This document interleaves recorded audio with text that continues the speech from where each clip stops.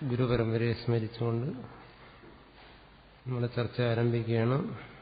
ബ്രഹ്മസൂത്ര ശാങ്കരഭാഷ്യം, അധ്യാസഭാഷ്യം. അധ്യാസഭാഷ്യത്തിൽ പൂർവപക്ഷവും സിദ്ധാന്തവും രണ്ടും നമ്മൾ ചർച്ച ചെയ്തു.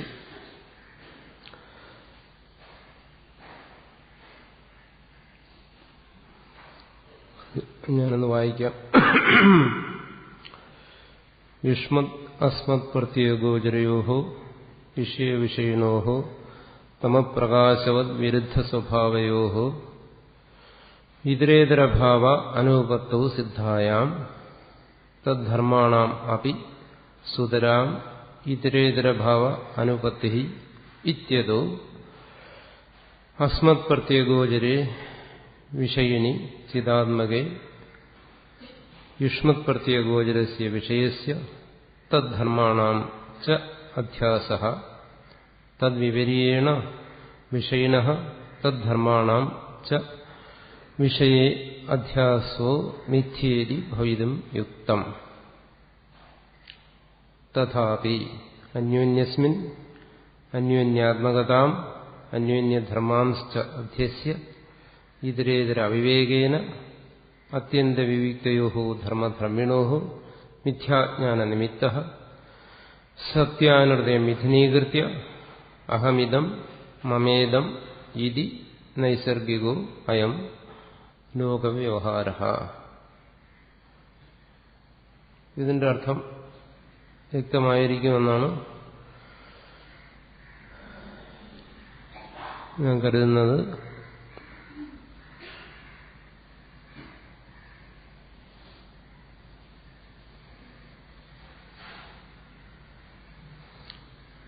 ഇവിടെ ഒരു ചോദ്യമുണ്ട്. ഒരു മനോരോഗിയുടെ കാഴ്ചകളും നമ്മൾ ഈ കാണുന്ന കാഴ്ചകളും ഈ രണ്ട് അധ്യാസവും എങ്ങനെയാണെന്നാണ് നമ്മളൊന്ന് മനസ്സിലാക്കണം. ശാസ്ത്രം മനോരോഗിക്ക് വേണ്ടിയുള്ളതല്ല. മനോരോഗിയുടെ അധ്യയനശാല എന്ന് പറയുന്നത് ഊളംപാറയാണ്, ആശ്രമമല്ല. അതുകൊണ്ട് മനോരോഗിയെ തൽക്കാലം നമ്മൾ നമ്മുടെ ചർച്ചയിൽ പങ്കെടുപ്പിക്കേണ്ട. മനസ്സിന്റെ വിഭ്രാന്തി. പിന്നെ നമ്മൾ സാധാരണ ഈ കാണുന്ന കാഴ്ചകൾ ഇതാണ്. ഒരിക്കലും നമ്മളെ സംബന്ധിച്ചിടത്തോളം മനോരോഗിയുടെ ശാസ്ത്രത്തിന്റെ വിഷയമല്ല. മനസ്സിന് സമനിലയുള്ളവന് തന്നെ ഇത് ഗ്രഹിക്കാൻ പ്രയാസമാണ്. പിന്നെ സമനില തെറ്റിയവന് ഇതിലേക്ക് നമ്മളെന്തിനു വലിച്ചഴിക്കണം? നമ്മുടെ ഒരു വിഷയമല്ല. അതേസമയം ഈ കാണുന്നതും നമുക്ക് ചോദിക്കാം.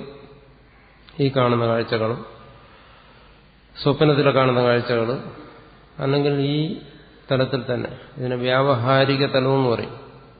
വ്യവഹാരം എന്ന് പറയുന്നത് ചിന്ത, വാക്ക്, പ്രവൃത്തി, ഇതിനെ മൂന്നിനെയും വ്യവഹാരം എന്ന് പറയും. വ്യാവഹാരികം ഈ വ്യവഹാരത്തെ സംബന്ധിച്ചത്, അതായത് ചിന്തയും വാക്കിനെയും പ്രവൃത്തിയും സംബന്ധിച്ചത് ആണ് വ്യാവഹാരികം. ആ വ്യാവഹാരിക തലത്തിലുള്ളത് കാര്യങ്ങൾ, അതിനെ വ്യാവഹാരിക സത്യം എന്ന് പറയും. ഈ കാണുന്നതെല്ലാം നമ്മളിപ്പോൾ ചർച്ച ചെയ്യുന്നു, നമ്മൾ പഠിക്കുന്നു, ഗുരു ഉപദേശം ശ്രവിക്കുന്നു, മനനം ചെയ്യുന്നു, ശ്രവണം, നിധ്യാസനം, ഇതെല്ലാം എന്താണ്? വ്യാവഹാരിക തലത്തിലുള്ളതാണ്. അതായത് സാധാരണ നിലയിലുള്ള നമ്മുടെ ചിന്തയുടെയും വാക്കിന്റെയും പ്രവൃത്തിയുടെയും തലത്തിലുള്ളതാണ്. ഇത് അല്ലാതെ നമ്മൾ സ്വപ്നത്തിൽ കാണുന്നു പ്രാതിഭാസികം. അവിടെയുണ്ട് ചിന്തയും വാക്കും പ്രവൃത്തിയും ഉണ്ടെങ്കിലും അതിന് ഈ കാണുന്ന യാഥാർത്ഥ്യബോധം അവിടെ ഇല്ല. അതുകൊണ്ട് അതിന് പ്രാതിഭാസികം എന്ന് പറയുന്നു. ഇവിടെ നമ്മൾ അനുഭവിക്കുന്ന, സാമാന്യമായി പറഞ്ഞാൽ ഇവിടെ നമ്മൾ അനുഭവിക്കുന്ന യാഥാർത്ഥ്യബോധം ഈ ജാഗ്രതത്തിലിരുന്നു കൊണ്ട് ചിന്തിക്കുമ്പോൾ സ്വപ്നത്തിലെ വസ്തുക്കൾക്കില്ല. അതുകൊണ്ട് അതിന് പ്രാതിഭാസികം എന്ന് പറയുന്നു. അപ്പോൾ ഇത് രണ്ടും തമ്മിലുള്ള ബന്ധം ഒന്ന് പ്രാതിഭാസികം, മറ്റൊന്ന് വ്യാവഹാരികം എന്നുള്ളതാണ്. അപ്പോൾ ഇതിന് വ്യാവഹാരിക സത്യം, പ്രാതിഭാസിക സത്യം, പിന്നെ ഇതിന് രണ്ടിനും അപ്പുറമുള്ളത് പാരമാർത്ഥികം, പാരമാർത്ഥിക സത്യം എന്നിങ്ങനെ ഒരേ സത്യത്തെ തന്നെ നമുക്ക് മനസ്സിലാക്കുന്നതിനുള്ള സൗകര്യത്തിന് വേണ്ടി മൂന്നായി തിരിച്ച് വിശദീകരിക്കുന്നുണ്ട് ശാസ്ത്രങ്ങൾ. പാരമാർത്ഥികമായ സത്യം, അതായത് അതീന്ദ്രിയമായിട്ടുള്ള നമ്മുടെ ബുദ്ധിക്കും വാക്കിനും പ്രവൃത്തിക്കുമെല്ലാം അപ്പുറമുള്ള ആ സത്യം, പരമാത്മസത്യം, ബ്രഹ്മതത്വം, അതിനെ പാരമാർത്ഥിക സത്യം എന്ന് പറയുന്നു. നമ്മുടെ ഈ വ്യവഹാരതലത്തിൽ നമ്മുടെ സാമാന്യമായ വാക്കിനും ചിന്തയ്ക്കും പ്രവൃത്തിക്കും വിഷയമായിരിക്കുന്ന ഈ അവസ്ഥ, ഇതിനെ വ്യാവഹാരിക സത്യം എന്ന് പറയുന്നു. ഇതിനുള്ളിൽ തന്നെ നമുക്കുണ്ടാകുന്ന സ്വപ്നം, മറ്റു ഭ്രമങ്ങൾ, ഇതിനെല്ലാം പ്രാതിഭാസികം, ഉണ്ടെന്ന് നമുക്ക് തോന്നുകയും അല്പം കഴിയുമ്പം ഇല്ലെന്ന് അനുഭവപ്പെടുകയും ചെയ്യുന്ന പ്രാതിഭാസിക സത്യം എന്നിങ്ങനെ വിശദീകരിക്കുന്നു. അപ്പോൾ അതിനെ നമുക്കങ്ങനെ മനസ്സിലാക്കാം.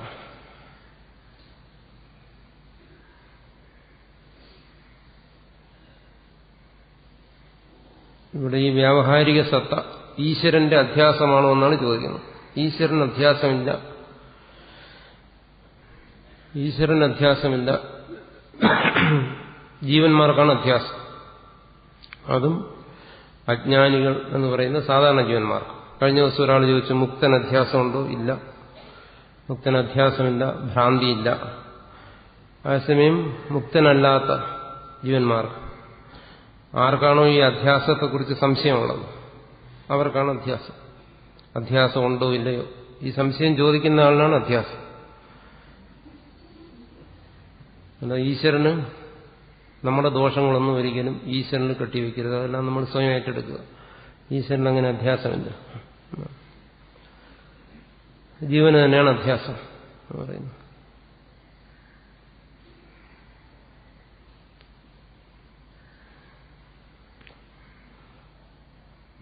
പ്രളയകാലത്ത്,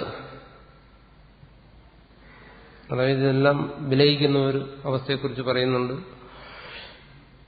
അപ്പോൾ അധ്യാസം ഉണ്ടോ എന്നാണ് എന്ന് ചോദിച്ചു കഴിഞ്ഞാൽ സുഷുപ്തിയിൽ അധ്യാസമുണ്ടോ എന്നാണ്.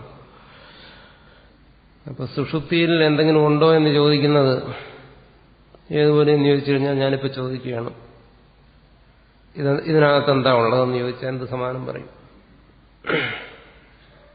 ആരെങ്കിലും പറയാൻ പറ്റുമോ? ഏതെങ്കിലും സിദ്ധന്മാരുണ്ടോ ഇവിടെ? ഇതിനകത്ത് എന്താണുള്ളത് പറയാമോ ആർക്കെങ്കിലും?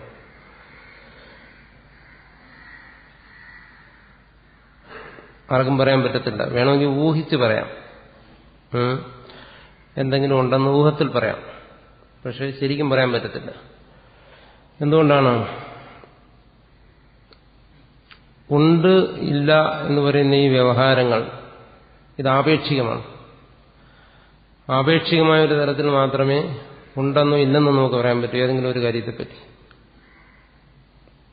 ജാഗ്രത അവസ്ഥയിൽ നടക്കുന്ന ഏതെങ്കിലും കാര്യങ്ങളെക്കുറിച്ച് നമുക്ക് ഉണ്ടോ ഇല്ലയോ എന്ന് പറയാൻ പറ്റും. കാരണം ഇവിടെ ജ്ഞേയമാണ് വിഷയങ്ങൾ. ആ ജ്ഞേയമായ വിഷയങ്ങളിൽ ജ്ഞാനവും അജ്ഞാനവും വരാം. സ്വപ്നത്തിനും നമുക്കതുപോലെ പറയാൻ പറ്റും. പക്ഷേ സുഷുപ്തി എന്ന് പറയുന്ന അജ്ഞേയമാണ്.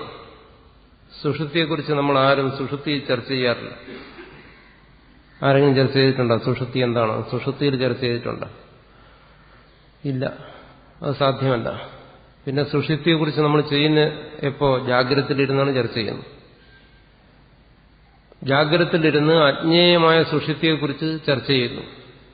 അത് ചില ഊഹങ്ങളാകാം, അവ്യക്തമായ ചില സ്മരണകളാകാം. അല്ലാതെ നിരപേക്ഷമായിരിക്കുന്ന ഒരവസ്ഥയെക്കുറിച്ച് സാപേക്ഷികമായ തലത്തിൽ ചർച്ച ചെയ്യാൻ പറ്റത്തില്ല. സുഷുപ്തി നിരപേക്ഷമാണ്. അവിടെ എന്തെങ്കിലും ഉണ്ടോ ഇല്ലയോ എന്നുള്ള കാര്യം ജാഗ്രതയിലിരുന്ന് നമുക്ക് തർപ്പിച്ച് പറയാൻ പറ്റത്തില്ല. അത് പറയണമെങ്കിൽ സുഷുപ്തിയിലേക്ക് പോകണം, അവിടെ പോയാൽ പറയാൻ ഒക്കത്തില്ല. അപ്പൊ സുഷുപ്തിയെ സംബന്ധിച്ച് അങ്ങനെയുള്ള ചോദ്യങ്ങൾക്കൊന്നും പ്രസക്തിയില്ല, അപ്രസക്തമാണ് അത്തരം ചോദ്യങ്ങൾ.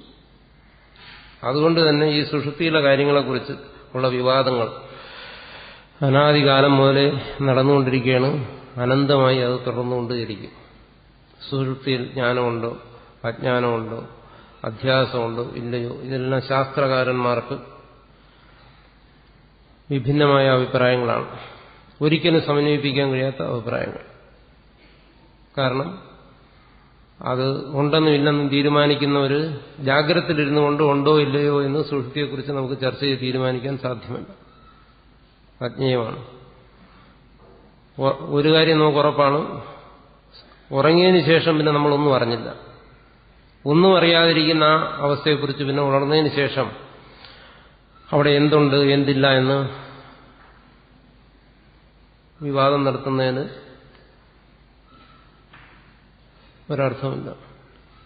ഈ അദ്വൈതത്തിൽ തന്നെ പല പറഞ്ഞല്ലോ കഴിഞ്ഞ ദിവസം, വിവരണ പ്രസ്ഥാനം, ഭാമതി പ്രസ്ഥാനം, വാർത്തിക പ്രസ്ഥാനം, ഇങ്ങനെയൊക്കെ ഉള്ള ഇതുണ്ട്. അതിൽ വാർത്തിക പ്രസ്ഥാനത്തെ അനുകൂലിക്കുന്ന ഒരു വിഭാഗക്കാരുണ്ട്, ശുദ്ധാദ്വൈതികളെന്ന് പറയും.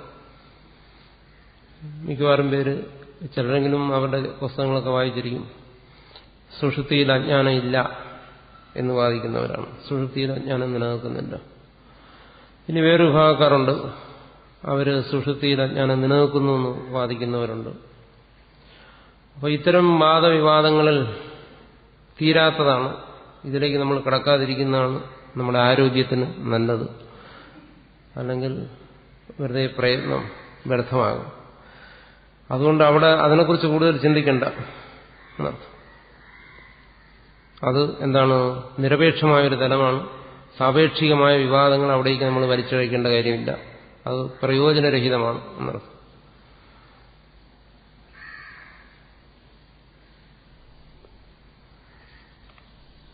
ഉണ്ടെന്ന് വിശ്വാസമുള്ളവരുണ്ടെന്ന് വിശ്വസിക്കുക, ഇല്ലെന്ന് വിശ്വസിക്കുന്നവർ വിശ്വാസത്തിന് വിട്ടുകൊടുക്കുക. അവിടെ യുക്തിക്കും പ്രമാണങ്ങൾക്കൊന്നും സുഷുപ്തിയിൽ സ്ഥാനമില്ല. ഇന്നലെ ചോദിച്ച ചോദ്യം തന്നെയാണ് വീണ്ടും. എല്ലാവർക്കും മുക്തിയെക്കുറിച്ചാണ് വേവലാതി, സാധനയെക്കുറിച്ച് ആർക്കും സംശയങ്ങളൊന്നുമില്ല. സാധനയെക്കുറിച്ചോ സാധകനെക്കുറിച്ചോ ആർക്കും യാതൊരു ചിന്തയുമില്ല. മുക്തി ശരിയാക്കണം ആദ്യം, പിന്നെ സാധനയിൽ ശ്രദ്ധിക്കാവുന്നതാണ്.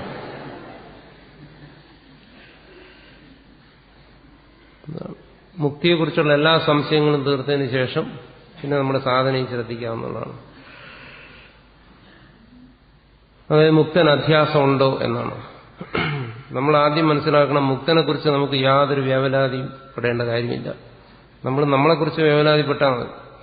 മുക്തൻ അജ്ഞാനമുണ്ടോ, ഉണ്ടെങ്കിൽ അത് വളരെ കഷ്ടമാണല്ലോ. ഇത്രയും പ്രയാസപ്പെട്ട് മുക്തി നേടിയിട്ട് വീണ്ടും അജ്ഞാനത്തിലാണ് ഇരിക്കുന്നതെങ്കിൽ ഒരു മഹാകഷ്ടമാണല്ലോ.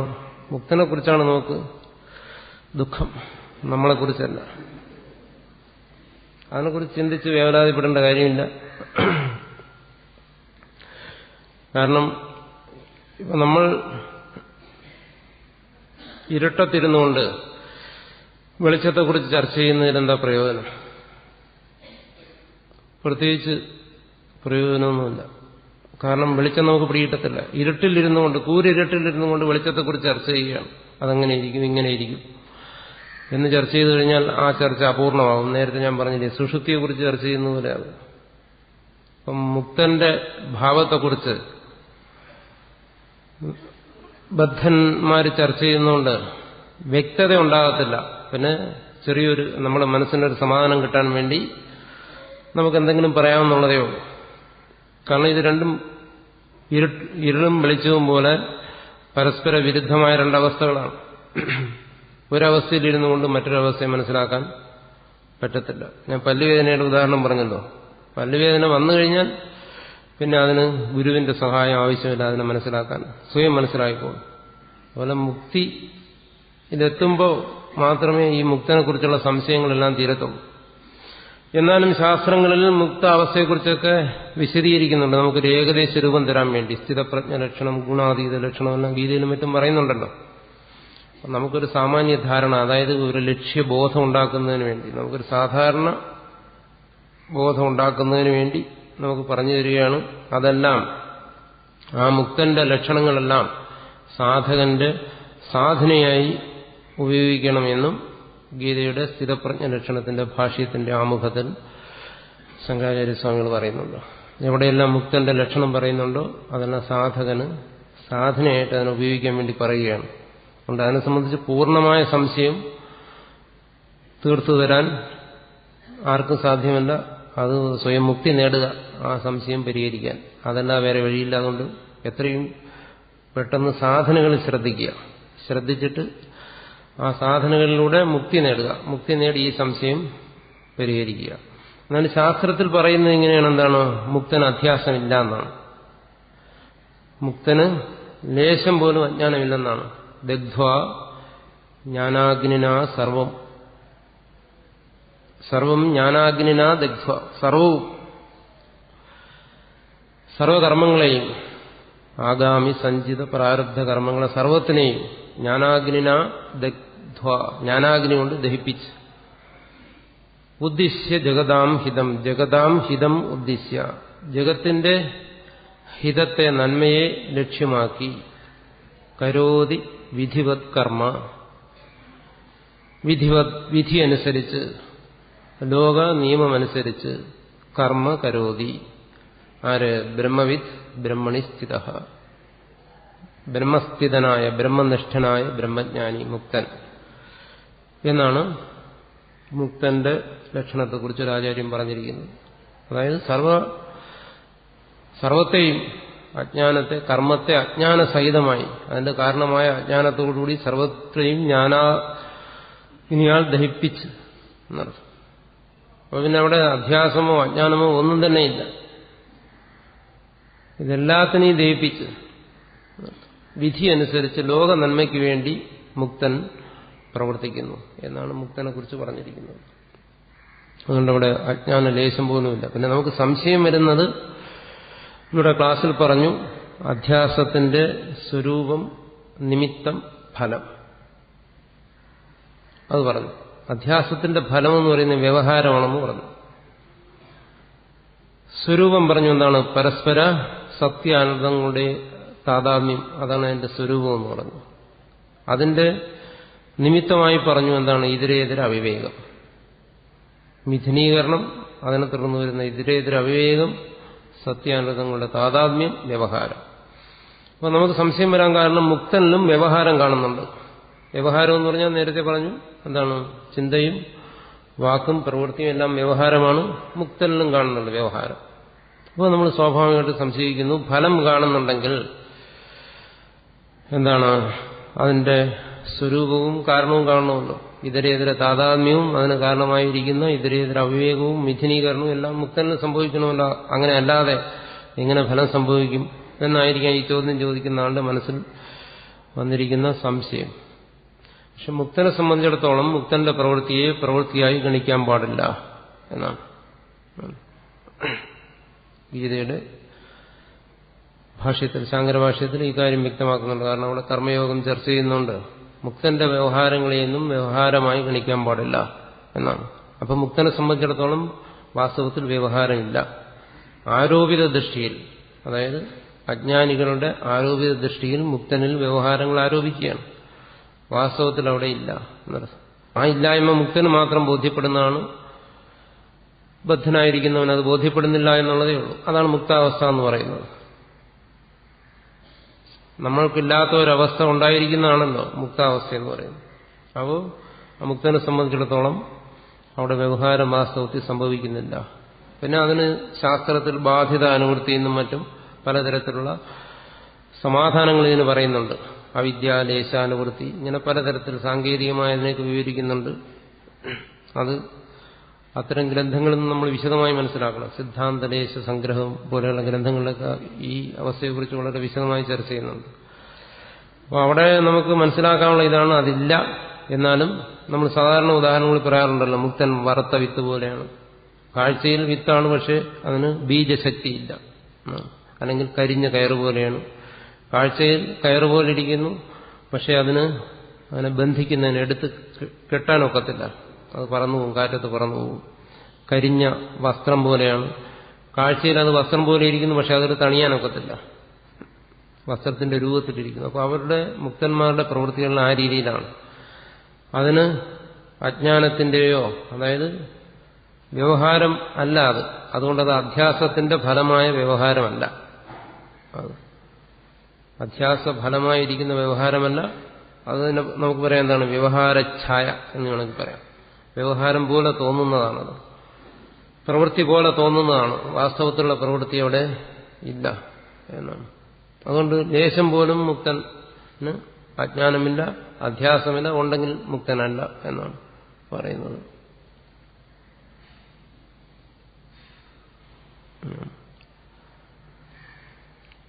ഇതും ശരിയാണ്. എന്താണ് ജീവൻ മുക്തൻ പ്രപഞ്ചത്തെ കാണുന്നില്ല എന്ന് പറഞ്ഞു കഴിഞ്ഞാൽ, ഇപ്പോ നമ്മുടെ അവസ്ഥ പറഞ്ഞാൽ നമുക്ക് മനസ്സിലാവും. ഒരു വ്യക്തിയുടെ സ്വന്തം അനുഭവങ്ങൾ, അതായത് ഇപ്പൊ എന്റെ സ്വന്തം അനുഭവങ്ങൾ എനിക്ക് മനസ്സിലാകുന്ന പോലെ മറ്റൊരാൾക്ക്, നിങ്ങളിൽ ഒരാൾക്ക് മനസ്സിലാകത്തില്ല. നമ്മുടെ ഓരോരുത്തരുടെയും അനുഭവങ്ങൾ അങ്ങനെയാണ്. അവരവരുടെ അനുഭവങ്ങൾ വേറൊരാൾക്ക് പിടികിട്ടുന്നില്ല വ്യക്തമായിട്ട്. എല്ലാ വ്യക്തികൾക്കും അവനവന്റെ അനുഭവങ്ങളെ വ്യക്തമാകുന്നുള്ളൂ. അന്യന്റെ അനുഭവം നമുക്കൊരിക്കലും സ്വസംവേദ്യമാണ്, അതായത് സ്വ അനുഭവമാണ്. അവനെ സംബന്ധിച്ച കാര്യങ്ങളെല്ലാം ഓരോ വസ്തുവിനെയും നമ്മൾ കാണുന്ന നമ്മുടേതായ കാഴ്ചയിലൂടെയാണ്. അപ്പോൾ ഇത് സാധാരണ മനുഷ്യനെ സംബന്ധിച്ചിടത്തോളം ഇങ്ങനെയായിരിക്കെ ഒരു മുക്തന്റെ അനുഭവത്തെ നമ്മൾ കടന്ന് ചിന്തിക്കുന്നത് എങ്ങനെ? അതങ്ങനെയാണ്, ഇങ്ങനെയാണ്. ഞാൻ നേരത്തെ പറഞ്ഞല്ലോ, അത് അസംബന്ധമാണ്. ആരെയെങ്കിലും നിങ്ങൾക്ക് മുക്തനാണെന്ന് സംശയമുണ്ടെങ്കിൽ ദൂരെ നിന്ന് നമസ്കരിച്ചിട്ട് സ്ഥലം വിട്ടേക്കുക. അങ്ങനെ ഒരു സംശയം ഉണ്ടെങ്കിൽ, അല്ല കൂടുതൽ അങ്ങോട്ട് കടന്നു കയറി മുക്തന്റെ ഉള്ളിൽ കയറി എങ്ങനെയാണ് ആ അവസ്ഥ, ഇതൊന്നും ഇതിനുവേണ്ടി സമയം മെനക്കെടുത്തണ്ട. സ്വയം മുക്തി നേടാനുള്ള വഴി നോക്കുക. എന്നിട്ട് ആരാണ് മുക്തനെന്ന് മനസ്സിലാക്കുക. അക്കാര്യത്തിന് അതൊന്നേ ഉള്ളൂ വഴി, അല്ലാതെ വേറെ വഴിയില്ല.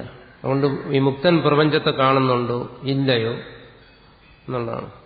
നമ്മുടെ തന്നെ പരസ്പരം ഓരോരുത്തരുടെയും അനുഭവങ്ങൾ നമുക്ക് മനസ്സിലാക്കാൻ കഴിയാതിരിക്കെ ഈ അജ്ഞാന വ്യവഹാരങ്ങൾക്കെല്ലാം അതീതനായിരിക്കുന്ന ഒരു മുക്തന്റെ അവസ്ഥയെ നമുക്കെങ്ങനെ മനസ്സിലാക്കാൻ പറ്റും? മനസ്സിലാക്കാൻ പറ്റത്തില്ല. ആ മുക്തന്റെ വാക്കുകളിൽ നിന്ന് മനസ്സിലാക്കിക്കൂടെ? അതാണ് നമ്മൾ ശ്രുതി എന്ന് പറയുന്നത്. ശ്രുതിയിൽ നിന്ന് നമുക്ക് മനസ്സിലാക്കാം. അത് മനസ്സിലാക്കുമ്പോഴാണ് ഈ സംശയം വരുന്നത്, മനസ്സിലാക്കാൻ ശ്രമിക്കുമ്പോൾ. അപ്പോൾ വീണ്ടും സംശയം ബാക്കി. മനസ്സിലാക്കിയതിനേക്കാൾ കൂടുതൽ ശേഷിക്കുന്നത് സംശയമാണ്. അപ്പോൾ അതിൽ നിന്നും നമ്മൾക്ക് പൂർണ്ണമായും മനസ്സിലാക്കാൻ കഴിയുന്നില്ല. ശ്രുതിയിൽ പറയുന്നുണ്ട്, പക്ഷെ നമുക്ക് മനസ്സിലാകുന്നില്ല. ഇനി മുക്തൻ തന്നെ പറഞ്ഞാലും നമുക്ക് മനസ്സിലാകത്തില്ല. കാരണം നമ്മുടെ മനസ്സിലെന്താണ്? അജ്ഞാന സംശയ വിപര്യങ്ങൾ. ഞാൻ നേരത്തെ പറഞ്ഞില്ല, ഈ ദോഷങ്ങളോട് കൂടിയതാണ് നമ്മുടെ മനസ്സ്. അതിൽ ഈ പറയുന്ന ജ്ഞാനം എങ്ങനെ പ്രകാശിക്കും? അത് പ്രകാശിക്കത്തില്ല. അതുകൊണ്ട് അത്തരം സംശയങ്ങൾ തീരുന്നത് മുക്തിയിലേ തീരത്തുള്ളൂ. അതുകൊണ്ട് ആ സംശയങ്ങൾ തൽക്കാലം അങ്ങോട്ട് കടന്ന് ചിന്തിക്കാതെ മുക്തന്മാരെ ദൂരെ നിന്ന് നമസ്കരിക്കുന്നതാണ് ഏറ്റവും പറ്റിയ കാര്യം. പിന്നെ ഇത്രയും പറയാം, എന്താണ് അവിടെ എന്തായാലും നമ്മളെപ്പോലെ ആയിരിക്കത്തില്ല. ഇത്രയും ഉറപ്പിച്ച് വിശ്വസിച്ചോളുക. മുക്തൻ എന്ന് പറയുന്നത്, മുക്തന്റെ അവസ്ഥ നമ്മളെപ്പോലെ അല്ല, ഇതിൽ നിന്നും വ്യത്യസ്തമായിരിക്കും എന്ന് നമുക്ക് വിശ്വസിക്കാം. ഇവിടെ വളരെ ഗഹനമായ ചിന്തകൾ നടന്നിരിക്കുകയാണ് മുക്തനെക്കുറിച്ച്. ഈ ചോദ്യത്തിൽ നിന്ന് മനസ്സിലാക്കാം മുക്തൻ എന്താണ്, ദൃക്കാണോ ദൃശ്യമാണോ?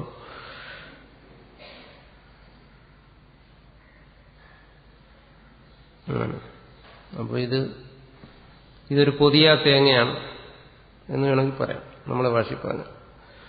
എന്ന് പറഞ്ഞാൽ ഒരു നായ്ക്കുട്ടിയുടെ മുമ്പിൽ ഒരു പുതിയ തേങ്ങ, ഒരു തേങ്ങ ഇട്ട് കൊടുത്താൽ ഇതിന്റെ അകത്തിരിക്കുന്ന ഈ കാമ്പ് തിന്നിട്ടുള്ള പരിചയം വെച്ച് അത് അതിനെ കടിച്ചു പൊളിക്കാൻ ശ്രമിക്കുകയാണ്. നോക്കുക, അതിന്റെ പരിശ്രമം പോലെയാണ് നമ്മൾ ഈ ചിന്തകളല്ല, മുക്തനെ കുറിച്ചുള്ള ഈ ചിന്തകളല്ല. കടിച്ച് അതിന്റെ പല്ല് പോകുമെന്നുള്ളതല്ലാതെ ഒരിക്കലും ഇതിന്റെ തൊണ്ടിളക്കി അകത്തിരിക്കുന്ന ചിരട്ടയും പൊട്ടിച്ച് അകത്തിരിക്കുന്ന കാമ്പ് തിന്നാൻ ഒരിക്കലും ഈ നായ്ക്കുട്ടിക്ക് പറ്റത്തില്ല. ഈ മുക്തന്റെ അവസ്ഥയെക്കുറിച്ചുള്ള നമ്മുടെ ചിന്ത ഈ നായ്ക്കുട്ടിയുടെ തേങ്ങാ പൊതിയൽ പോലെയാണ്. അങ്ങനെയുള്ള ഒരു പൊതിയലാണ് ഈ ചോദ്യം ഇതിനകത്ത് വരുന്നത്. ഈ ചോദിച്ച തെറ്റെന്നല്ല ഞാൻ പറയുന്നത്, നമ്മുടെ ആ ചിന്തയുടെ വ്യർത്ഥതയെക്കുറിച്ച് പറയുകയാണ്. അത് ഒരിക്കലും വിവാദങ്ങൾ അവസാനിക്കുന്ന ഒരു തലമല്ല അത്. നമ്മളതിനെക്കുറിച്ച് ചിന്തിച്ചു കഴിഞ്ഞാൽ നമുക്കിങ്ങനെ തർക്കിച്ചുകൊണ്ടേയിരിക്കാം. ആ തർക്കം കൊണ്ട്, വാദം കൊണ്ട് പ്രയോജനമൊന്നും ഇല്ല. അത് ഇത്രയേ ഉള്ളൂ. അത് വളരെ മഹത്തായ ഒരു സ്ഥാനമാണ്. അല്ലെങ്കിൽ നമ്മൾ ഇവിടെ എന്തെല്ലാം വിപരീതമായി പ്രതികൂലമായി കാണുന്നു അതിനെല്ലാം നിഷേധിക്കുന്ന ഒരു സ്ഥാനം. അങ്ങനെ അല്ലെങ്കിൽ അത് സച്ചിദാനന്ദ സ്വരൂപമാണ് ഇങ്ങനെയൊക്കെ അതിനെക്കുറിച്ച് മനസ്സിലാക്കുക എന്നാണ്. എന്നേ മനസ്സിലാക്കാൻ പറ്റും. മുക്തനാകാതെ ഇതിന് വേറെ മരുന്നില്ല.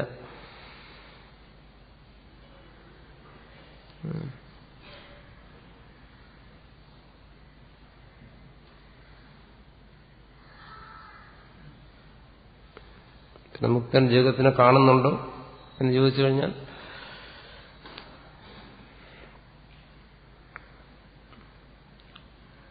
ഇതുപോലെയാണ്. അതിന്റെ സമാധാനം ഇതാണ്. നമുക്ക് കാണുന്നുണ്ടെന്നോ കാണുന്നില്ലെന്നോ ഒന്നും നമുക്ക് നിർണയിക്കാൻ പറ്റത്തില്ല. മുക്താവസ്ഥ എന്ന് പറയുന്നത് എന്താണ്? ഈ കാണുക, കാണാതിരിക്കുക, ഉണ്ടായിരിക്കുക, ഇല്ലാതിരിക്കുക, ഇതിനൊക്കെ അതീതമായൊരവസ്ഥയാണ്.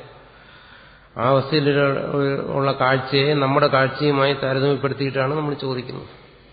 കാണുക എന്ന് പറയുമ്പോൾ ഈ അജ്ഞാനാവസ്ഥയിൽ കൊണ്ട് നമ്മുടെ മനസ്സിൽ വരുന്ന ഒരു ധാരണ, ആ ധാരണയ്ക്ക് അതീതമായ ഒന്നാണ് മുക്തന്റെ അവസ്ഥ. അപ്പം നമ്മുടെ ധാരണകളുമായി നമ്മുടെ അനുഭവങ്ങളുമായി താരതമ്യപ്പെടുത്തി ഒരു ചോദ്യം ചോദിക്കുമ്പോൾ ആ ചോദ്യവും അപൂർണമായിരിക്കും, അതിന്റെ ഉത്തരവും അപൂർണമായിരിക്കും. അതുകൊണ്ട് നമ്മുടെ അനുഭവത്തിന് അതീതമായൊരവസ്ഥ എന്ന് മാത്രമേ അതിനെക്കുറിച്ച് പറയാൻ പറ്റൂ.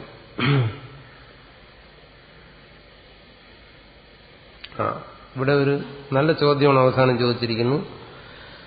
എന്തുകൊണ്ട് എല്ലാവരും മുക്തന്മാരാകുന്നില്ല എന്നുള്ളതാണ്. അതാണ്, അതൊരു നല്ല ചോദ്യമാണ്. എന്തുകൊണ്ട് എല്ലാവരും മുക്തന്മാരാകുന്നില്ല? ഈ ചോദിക്കുന്ന ആളിനും തന്റെ കാര്യത്തെക്കുറിച്ച് യാതൊരു വേവലാതിയില്ല, മറ്റുള്ളവരെ കുറിച്ചാണ്. നേരത്തെ മുക്തനെ കുറിച്ച് ദുഃഖിച്ചതുപോലെ തന്നെ മറ്റുള്ളവരെല്ലാം എന്തുകൊണ്ട് മുക്തനാകുന്നില്ല എന്നുള്ളതാണ്. അതിലാണ് ഇദ്ദേഹത്തിന് പ്രയാസം. എല്ലാവരും എന്ന് പറയുമ്പോൾ മറ്റുള്ളവരാണല്ലോ. താൻ എന്തുകൊണ്ട് മുക്തനാകുന്നില്ല എന്നുള്ള കാര്യം തനിക്കറിയാം. അതുകൊണ്ടാണ് തന്നെ ഒഴിവാക്കിയത്. അതുകൊണ്ടാണ് മറ്റുള്ളവരെ കുറിച്ച് ചോദിക്കുന്നത്. താൻ എന്തുകൊണ്ട് മുക്തനാകുന്നില്ല ഈ ആളിന് വ്യക്തമായിട്ടും അറിയാം. അപ്പോൾ അത് തന്നെയാണ് മറ്റുള്ളവരെ സംബന്ധിച്ചതെന്നങ്ങ് മനസ്സിലാക്കിയാൽ മതി. ആശയം ക്ലിയറായി.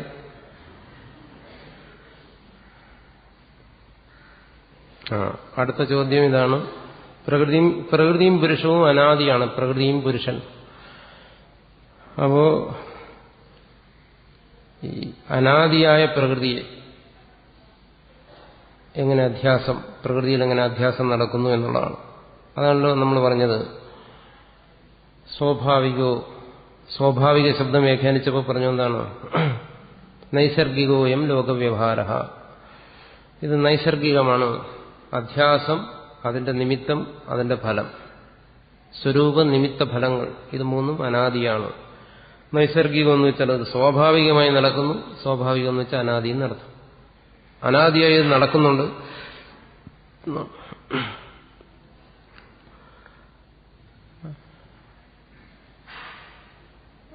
അങ്ങനെ ചെയ്യുന്നതിന് എന്താണ് ആവശ്യമെന്നാണ്. പ്രത്യേകിച്ച് ആവശ്യം ആർക്കും പ്രത്യേകിച്ച് ഒരു ആവശ്യം ഉണ്ടായിട്ടല്ല, അനാദിയായി നടന്നുകൊണ്ടേയിരിക്കുന്നു. നമ്മൾക്ക് ആർക്കും ഇതുകൊണ്ട് പ്രത്യേകിച്ച് ഒന്നും നേടേണ്ടതില്ല, പക്ഷേ ഇത് സംഭവിച്ചുകൊണ്ടിരിക്കുന്നു. അനാദിയായി നടക്കുന്നു എന്ന് പറഞ്ഞാൽ എന്തുകൊണ്ട് അനാദി എന്ന് പറയുന്നു? ആദി എന്ന് പറയുന്നത് കാലത്തെക്കുറിച്ചുള്ള ഒരു സങ്കല്പമാണ്. കാലത്തെക്കുറിച്ചാണ് നമ്മൾ ആദി, മധ്യം, അന്തം എന്ന് ചിന്തിക്കുന്നത്. കാലത്തെ അടിസ്ഥാനമാക്കിയാണ്. കാലബോധത്തിൽ നിന്നുകൊണ്ടാണ് ആദിയെക്കുറിച്ച് അന്വേഷിക്കുന്നത്. എന്ന് തുടങ്ങി, അത് കാലബോധത്തിൽ നിന്നുകൊണ്ട് ചോദിക്കുകയാണ്. ഈ കാലബോധം എന്ന് പറയുന്നതും അധ്യാസത്തിൽ അന്തർഭവിച്ചിരിക്കുന്ന ഒന്നാണ് കാലബോധം. വേദാന്ത ശാസ്ത്രത്തിൽ ചിലടത്ത് കാലത്തെ തന്നെ അവിദ്യ എന്ന് പറയും. അജ്ഞാനം, കാലം തന്നെ അജ്ഞാനമാണെന്ന് പറയും. അവിദ്യ എന്ന് പറയും. അതായത് കാലത്തിനോട് അത്രയും, കാലമെന്ന് പറയുന്നതും അജ്ഞാനം അല്ലെങ്കിൽ അവിദ്യ എന്ന് പറയുന്നത് നമുക്ക് വേർതിരിക്കാൻ പറ്റത്തില്ല. അല്ലെങ്കിൽ ഈ കാലം തന്നെ, അധ്യാസം തന്നെ കാലമാണ് എന്ന് പറയാം. അപ്പോൾ അധ്യാസം നമ്മളറിയുന്ന ഈ നിമിഷങ്ങൾ, മണിക്കൂറുകൾ, ദിവസങ്ങൾ, മാസങ്ങൾ, വർഷങ്ങൾ, ഋതുക്കൾ, ഇതെല്ലാം എന്താണ്? അധ്യാസത്തിന്റെ സൃഷ്ടി എന്ന് പറയുന്നത്. അനാദി അനന്തമായിരിക്കുന്ന ഈ കാലത്തിന്റെ പരിമിതികളാണിതെല്ലാം. കാലസൃഷ്ടി, അധ്യാസ സൃഷ്ടിയാണ് ഈ നമ്മൾ അറിയുന്ന ഈ പരിച്ഛിന്നമായ ഈ കാലം. അപ്പോൾ ആ കാലബോധത്തിൽ നിന്നുകൊണ്ട് ആ കാലം എന്ന് പറയുന്ന ഉപാധിയിലൂടെ തന്നെ ഈ കാലത്തിന്റെ ആദിയെക്കുറിച്ച് അന്വേഷിക്കുക എന്ന് പറയുന്നത് നമ്മുടെ വിരൽ തുമ്പുകൊണ്ട് നമ്മുടെ ആ വിരൽ തുമ്പിൽ തന്നെ തൊടാൻ ശ്രമിക്കും പോലെയാണ്. അല്ലെങ്കിൽ ഒരാൾ തന്റെ മൂക്കുകൊണ്ട് തന്റെ മൂക്കിൽ നിന്ന് തൊടാൻ ശ്രമിക്കും പോലെയാണ്. അങ്ങനെ ശ്രമിച്ചു നോക്കുക. തന്റെ മൂക്കുകൊണ്ട് വേറെ ആരും മൂക്കിൽ തൊടാൻ ശ്രമിക്കരുത്, അടിയുള്ളൂ. സ്വന്തം മൂക്കിൽ തൊടാനൊന്ന് ശ്രമിച്ചു നോക്കുക. സ്വന്തം മൂക്കുകൊണ്ട് സാധ്യമല്ല. എന്തുകൊണ്ട് സാധ്യമല്ല? അതിലൊരു വൈരുദ്ധ്യമുണ്ട്, അപ്രായോഗികമായൊരു കാര്യമാണ്. അതുപോലെയാണ് കാലത്തിന്റെ പരിമിതികൾക്കുള്ളിൽ നിന്നുകൊണ്ട് കാലത്തിന്റെ ആദിയെക്കുറിച്ച് ചിന്തിക്കുന്നത്, അധ്യാസത്തിന്റെ ആദിയെക്കുറിച്ച് ചിന്തിക്കുന്നത്. അത് ആ കാലബോധത്തിന് അതീതനായാലേ പറ്റത്തുള്ളൂ. കാലത്തിൽ നിന്ന് മാറി നോക്കിക്കാണുന്നതിനുള്ള ഒരവസ്ഥ കൈവരികയാണെങ്കിൽ മാത്രമേ ഇതിന്റെ ആദിയെക്കുറിച്ച് നമുക്ക് ചിന്തിക്കാൻ പറ്റൂ. അതായത് കാലത്തിലൂടെ കാലത്തിന്റെ ആദിയെ നമുക്ക് കണ്ടെത്താൻ കഴിയത്തില്ല. അതൊരിക്കലും സാധ്യമല്ല. അതുകൊണ്ട് അധ്യാസം അനാദിയായി നടക്കുന്നു എന്ന് പറയുന്നു. അല്ലെങ്കിൽ നമ്മൾക്കിപ്പോൾ ഉണ്ടായിക്കൊണ്ടിരിക്കുന്ന ഈ കാലബോധവും അധ്യാസത്തിന്റെ സൃഷ്ടിയാണ്. അതുകൊണ്ട് ആ കാലബോധത്തിലൂടെ ഇതിന് കാരണമായ അധ്യാസത്തിലേക്ക് കടന്നു ചെല്ലാൻ നമുക്ക് കഴിയത്തില്ല. അതിന്റെ ആദിയെക്കുറിച്ച് ചിന്തിക്കാൻ കഴിയുന്നില്ല. അത് ഒരു യുക്തിരഹിതമായ ചിന്തയാണ്. യുക്തിരഹിതമായ ചോദ്യത്തിന് യുക്തിയുക്തമായി മറുപടി പറയാൻ ആർക്കും പറ്റത്തില്ല. ചോദ്യത്തിന്റെ തകരാറ് ആണത്. അതുകൊണ്ട് അനാദി എന്ന് പറയുന്നത് ഇതാണ്. അത് കാലത്തിനും അതീതമായി നിൽക്കുന്ന ഒരവസ്ഥയാണ് അനാദി എന്നുള്ളതുകൊണ്ട് സൂചിപ്പിക്കുന്നു. കാലബോധത്തിനും അപ്പുറം എന്ന് നമുക്ക് വേണമെങ്കിൽ പറയാം, നമുക്ക് മനസ്സിലാകുന്ന ഭാഷയിൽ. അനാദിയായി നടന്നുകൊണ്ടേയിരിക്കുന്നു. അതായത് അധ്യാസത്തെക്കുറിച്ച് മനസ്സിലാക്കുന്നതിന് വേണ്ടി കഴിഞ്ഞ ദിവസം ഞാൻ പറഞ്ഞു, നമ്മൾ വരേണ്ടത് സുഷുപ്തിയിൽ നിന്നും ഉണർവിലേക്ക് വരുന്ന ആ ഭാഗത്ത് ചിന്തിക്കുന്നു. അവിടെ നമുക്കറിയാം ഒരവ്യക്തതയിൽ നിന്ന് ക്രമേണ സാധാരണ ഉണർവിലേക്ക് വരുമ്പോൾ ക്രമേണ ഒരു ബോധതലത്തിലേക്ക് പ്രവേശിക്കുന്നു. അങ്ങനെ ബോധതലത്തിലേക്ക് പ്രവേശിക്കുന്നതിന് എന്താണ് കാരണം എന്നാണ്. ആ കാരണം നമുക്ക് അജ്ഞേയമാണ്. ആ കാരണത്തെയാണ് നമ്മൾ സുഷുപ്തി എന്ന് വിളിക്കുന്നത്, അജ്ഞേയമായ ഒരു കാരണം. ശാസ്ത്രത്തിൽ പറയുന്ന സമാധാനം എന്താണ്? ഈ പ്രതിഭാസം അല്ലെങ്കിൽ ഈ അധ്യാസം ഉണ്ടാകുന്നതിന് കാരണമായ എന്തോ ഒന്ന് അവിടെ ഉണ്ടായിരുന്നു. അതിന് പറയുന്നത് പൂർവ്വ സംസ്കാരം എന്നാണ് പറയുന്നത്. അങ്ങനെ ഒന്നുണ്ടായിരുന്നു നമ്മൾ ഊഹിക്കുകയാണ്. ആ അവസ്ഥയിൽ എന്തോ ഒന്ന് അവിടെ കിടന്നിരുന്നു.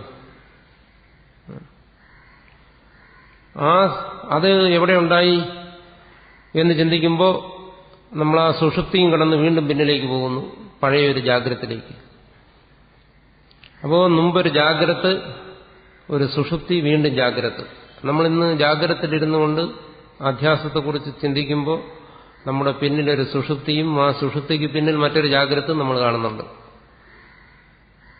അപ്പോൾ നമ്മളെന്ത് ചെയ്യുന്നു? ഈ ജാഗ്രതത്തിനെ മുൻ ജാഗ്രതത്തിനോട് ബന്ധിപ്പിക്കുന്നു. ഇതിനാണ് അനാദി എന്ന് പറയുന്നത്.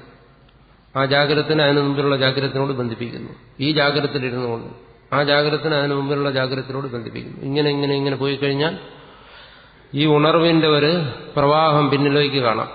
ഇതെവിടെ അവസാനിക്കും? ഇതിനൊരവസാനം നമുക്ക് കണ്ടെത്താൻ കഴിയുന്നില്ല. അതുകൊണ്ട് അനാദി എന്ന് പറയുന്നു. അപ്പോൾ ഇതിങ്ങനെ സംഭവിച്ചുകൊണ്ടേയിരിക്കുന്നു. ഇതിനിടയ്ക്ക് അജ്ഞേയമായൊരവസ്ഥ നമുക്ക് ഊഹിക്കാൻ കഴിയുന്നു. ഈ ഉണർന്നിരുന്നുകൊണ്ട് ഇപ്പം നമുക്ക് അനുഭവിക്കാൻ കഴിയുന്നില്ല, നമുക്ക് ഊഹിക്കാൻ കഴിയുന്നു, അല്ലെങ്കിൽ നമുക്ക് സ്മരിക്കാൻ കഴിയുന്നു. ആ അവസ്ഥയാണ് സുഷുപ്തി എന്ന് പറയുന്നത്. അപ്പോൾ രണ്ട് ജാഗ്രതകൾക്ക് ഇടയിലുള്ള, രണ്ട് ഉണർവിന് ഇടയിലുള്ള ആ അവസ്ഥയിലും ഇതിനെ പരസ്പരം ബന്ധിപ്പിക്കുന്ന എന്തോ ഒന്നുണ്ടായിരുന്നു എന്ന് നമ്മൾ കൽപ്പിക്കുന്നു. അതിനാണ് സംസ്കാരം എന്ന് പറയുന്നത്. മുമ്പുണ്ടായിരുന്ന ഉണർവിന്റെ എന്തോ ചില അവശിഷ്ടങ്ങൾ ഈ ഇടവേളയിൽ നിലനിന്നിരുന്നു. അത് കഴിഞ്ഞ് ഈ ഉണർവിൽ അത് വീണ്ടും തുടരുന്നു. അതുകൊണ്ട് അടുത്ത് വീണ്ടും ഉറക്കം. അത് കഴിഞ്ഞ് വീണ്ടും ഉണർവ്. ഉറക്കം ഉണർവ് എന്ന് പറയുമ്പോൾ രാത്രി പകലെന്നുള്ള രീതിയിൽ ചിന്തിക്കരുത്. രാത്രിയും പകലുമായിട്ട് ബന്ധമില്ല. നമ്മളിപ്പോൾ ഇതിന്റെ ഇടയ്ക്ക് ഉറങ്ങിക്കൊണ്ടിരിക്കുകയാണ്. മിക്കവാറും പേര് ഇടയ്ക്കിടയ്ക്ക് ഉറങ്ങാറുണ്ട്. അപ്പോൾ ഈ ഉണർവും ഉറക്കവും എന്ന് പറയുമ്പോൾ രാത്രിയും പകലും ഒന്ന് ചിന്തിച്ചു കളയരുത്. നമുക്ക് ഉറങ്ങുന്നതിന് രാത്രിയും പകലും ഒന്നും വ്യത്യാസമില്ല. അപ്പോൾ ഇപ്പോൾ തന്നെ ഇതിനിടയ്ക്ക് തന്നെ പലരും ഒന്ന് ഉറങ്ങിയിരിക്കും, വീണ്ടും ഉണർന്നിരിക്കും, വീണ്ടും ഉറങ്ങിയിരിക്കും. ഇതിനിടയ്ക്ക് എന്ത് വരുന്നു? ഈ ഉണർവിനെയും ഉറക്കത്തെയും പരസ്പരം ബന്ധപ്പെടുത്തുന്ന എന്തോ ഒന്ന് ഈ ഉറക്കത്തിൽ ശേഷിച്ചിരുന്നു. അതിന് സംസ്കാരം എന്ന് പറയുന്നു. അത് പൂർവ്വജാഗ്രതയിൽ നിന്നുണ്ടായ സംസ്കാരം. ആ സംസ്കാരത്തിൽ നിന്നും വീണ്ടും ഈ ഉണർവ് ഉണ്ടാകുന്നു. ഈ ഉണർവിൽ അധ്യാസം സംഭവിക്കുന്നു. ഈ ഉണർവ് തന്നെ അധ്യാസമാണ്. നമ്മുടെ ഈ ഉണർവാണ് അധ്യാസം. ഈ അധ്യാസം പൂർവ്വ അധ്യാസത്തിൽ നിന്നും ഈ അധ്യാസത്തെ ഇങ്ങോട്ട് കടമെടുത്തിരിക്കുകയാണ്. ഇതിന്റെ ഇടയ്ക്ക് എന്തോ ചില കാര്യങ്ങൾ സംഭവിച്ചിരിക്കുന്നത് നമുക്ക് വ്യക്തവുമല്ല. അതാണ് ഉറക്കം. ഇതിങ്ങനെ ചിന്തിച്ചു പോയി കഴിഞ്ഞാൽ ഇത് വേദാന്തത്തിലെ ഒരു ചിന്താരീതിയാണ്. ഒരു ചിന്താരീതി അനുസരിച്ചാണ് ഇങ്ങനെ ചിന്തിക്കുന്നത്. ഇങ്ങനെ മാത്രമേ ചിന്തിക്കാവുന്നില്ല പറയുന്നു. ഈ ജാഗ്രതയിലിരുന്നു കൊണ്ട് നമ്മൾ പിന്നിൽ സുഷുപ്തി, അതിന്റെ പിന്നിൽ ജാഗ്രത, അതിന്റെ പിന്നിൽ സുഷുപ്തി, അതിന്റെ പിന്നിൽ ജാഗ്രത, ഇങ്ങനെ ചിന്തിച്ച് പോകുന്ന ഒരു പ്രക്രിയ, മാല പോലെ അനാദി. ഈ അനാദി ചിന്തയെ ഭാഷ്യകാരൻ തന്നെ നിഷേധിച്ചിട്ടുണ്ട്. മാണ്ഡൂക്യ ഉപനിഷത്തിന്റെ ഭാഷ്യത്തിൽ ഇങ്ങനെ അനാദിയൊന്നും ഇല്ല എന്ന് പറയുന്നുണ്ട്. അജാതവാദം കേട്ടിരിക്കും. അതിൽ ഈ അനാദി ചിന്തയെ തന്നെ നിഷേധിക്കുന്നുണ്ട്. അത് വേറെ തരത്തിലുള്ള ചിന്താരീതിയാണ്. ഇപ്പൊ നമുക്ക് മനസ്സിലാക്കാൻ വേണ്ടി ഇങ്ങനെ ചിന്തിക്കുന്നു. അപ്പോൾ ഇത് അനാദിയാണ്. പ്രകൃതിയും പുരുഷം ചെയ്യുക വിദ്യനാദി എന്നിവിടെ ചോദ്യകർത്താവ് എഴുതിയിട്ടുണ്ട്. ആ രീതി ചിന്തിക്കുമ്പോൾ പൂർവ്വപൂർവ്വ സംസ്കാരങ്ങളിൽ നിന്നും വിഭ്രമം ഉണ്ടാകുന്നു. ആ വിഭ്രമത്തിൽ നിന്ന് വീണ്ടും സംസ്കാരം, ആ സംസ്കാരത്തിൽ നിന്ന് വിഭ്രമം. ഇങ്ങനെ ഇത് ഒരു പ്രവാഹം പോലെ തുടർന്നുകൊണ്ടേയിരിക്കുന്നു. ഇത് നിലനിൽക്കുന്നത് നമ്മുടെ ഈ അധ്യാസം കൊണ്ടാണ്. അതിങ്ങനെ ആവർത്തിച്ചുകൊണ്ടേയിരിക്കുന്നു. അപ്പോൾ ഇവിടുത്തെ ചോദ്യം ഇതാണ്. ചോദ്യത്തിന്റെ താല്പര്യം അതായത് ഈ അധ്യാസം സംഭവിക്കുമ്പോൾ ആത്മാവും അനാത്മാവും രണ്ട് വസ്തുക്കൾ നിലനിൽക്കണമെന്ന് പറഞ്ഞു. ആത്മാവും അനാത്മാവും ഈ രണ്ട് വസ്തുക്കളും നിലനിൽക്കുകയാണെങ്കിൽ ഈ സത്യവും അനന്തവും ഈ നിലനിൽക്കുന്ന രണ്ട് വസ്തുക്കളെ തമ്മിൽ അധ്യസിക്കുകയാണോ അതോ നമ്മുടെ അധ്യാസം കൊണ്ടാണോ ഈ വസ്തുക്കൾ നിലനിൽക്കുന്നതെന്നുള്ളതാണ് ഈ സംശയത്തിന്റെ കാതൽ. അതാണ് ഒരുപക്ഷെ ചോദിച്ചയാൾ അത്രയും ചിന്തിച്ചില്ലെങ്കിൽ. നമ്മുടെ ഈ അധ്യാസം കൊണ്ട് ഈ രണ്ട് വസ്തുക്കൾ നിലനിൽക്കുകയാണോ? പ്രകൃതിയും പുരുഷനും അധ്യാസം കൊണ്ടാണോ നിലനിൽക്കുന്നത്, അതോ നിലനിൽക്കുന്ന ഈ രണ്ട് വസ്തുക്കളിൽ നമ്മൾ അധ്യസിക്കുകയാണോ എന്നുള്ളതാണ്.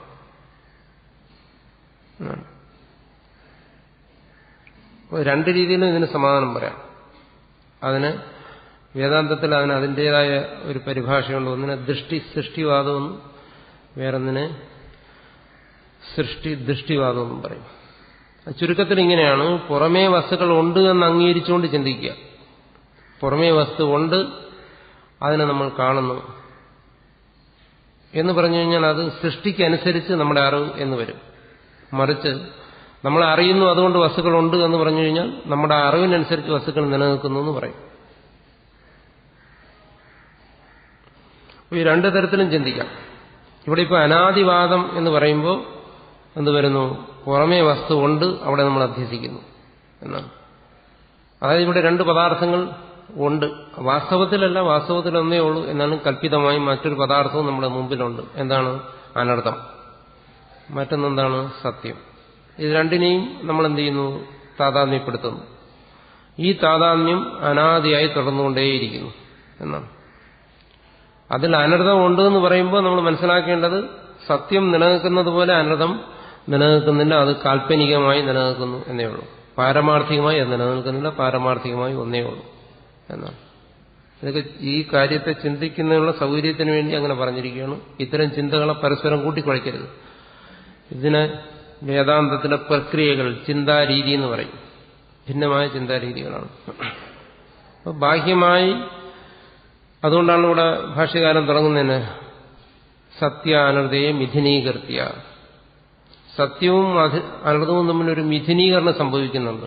ഉദാഹരണത്തിലൂടെ കഴിഞ്ഞ ദിവസം ഞാൻ വ്യക്തമാക്കിയതാണ്.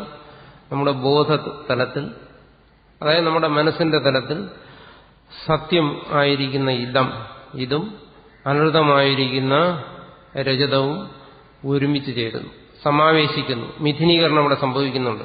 അങ്ങനെ സംഭവിക്കണമെങ്കിൽ കാൽപ്പനികമായ ഒരു പദാർത്ഥം ഉണ്ടാവണമല്ലോ. ആ കാൽപ്പനിക, അതുകൊണ്ടാണ് നമ്മൾ പ്രപഞ്ചത്തിന് മിഥ്യ എന്ന് വിളിക്കുന്നത്, എന്നുവെച്ചാൽ അനിർവചനീയമെന്ന് വിളിക്കുന്നത്. അപ്പോൾ അനിർവചനീയമായ ഒരു പദാർത്ഥവുമായി ആത്മവസ്തുവിന്റെ താതാത്മ്യം സംഭവിക്കുന്നു. അപ്പൊ അവിടെ ചോദിക്കും, ഉറക്കത്തിലില്ലാതിരുന്ന ഇത് ഉണർവിൽ എങ്ങനെ വന്നു എന്നാണ്. ഈ മിഥ്യയായിരിക്കുന്ന ഈ പ്രപഞ്ചം, ശരീരം ഉൾപ്പെടെ ഉള്ളത് ഉറക്കത്തിലില്ലാതിരുന്നത് ഈ ഉണർവിൽ എങ്ങനെ താതാത്മ്യപ്പെടാൻ വന്നു? അതിന് പൂർവ്വത്തിലുള്ള ഉണർവിനെ നമ്മൾ കൂട്ടുപിടിക്കുന്നത്. അപ്പോൾ ആ ഉണർവിൽ ഇതുണ്ടായിരുന്നു, അതിന്റെ സംസ്കാരം സുഷുപ്തിയിലിരുന്നു, സുഷുപ്തിയിൽ നിന്ന് വീണ്ടും വീണ്ടും ജാഗ്രതത്തിലേക്ക് അത് പ്രബുദ്ധമായി വീണ്ടും അവിടെ ഈ താതാത്മ്യം സംഭവിക്കുന്നു. ഇങ്ങനെ ഇത് അനാദികാലമായി സംഭവിച്ചുകൊണ്ടേയിരിക്കുന്നു എന്ന് പറയുന്നു. അനാദിയായി ഇത് സംഭവിക്കുന്നു എന്നാണ്. അപ്പൊ പ്രകൃതിയെ അറിയാൻ അധ്യാസം ചെയ്യുക എന്ന് പറഞ്ഞു കഴിഞ്ഞാൽ ഇങ്ങനെയാണ്. ആ പ്രകൃതി കൽപ്പിതമായി ഉണർവിൽ, അതായത് ഉറക്കത്തിൽ നിന്ന് ഉണർവിലേക്ക് വരുമ്പോൾ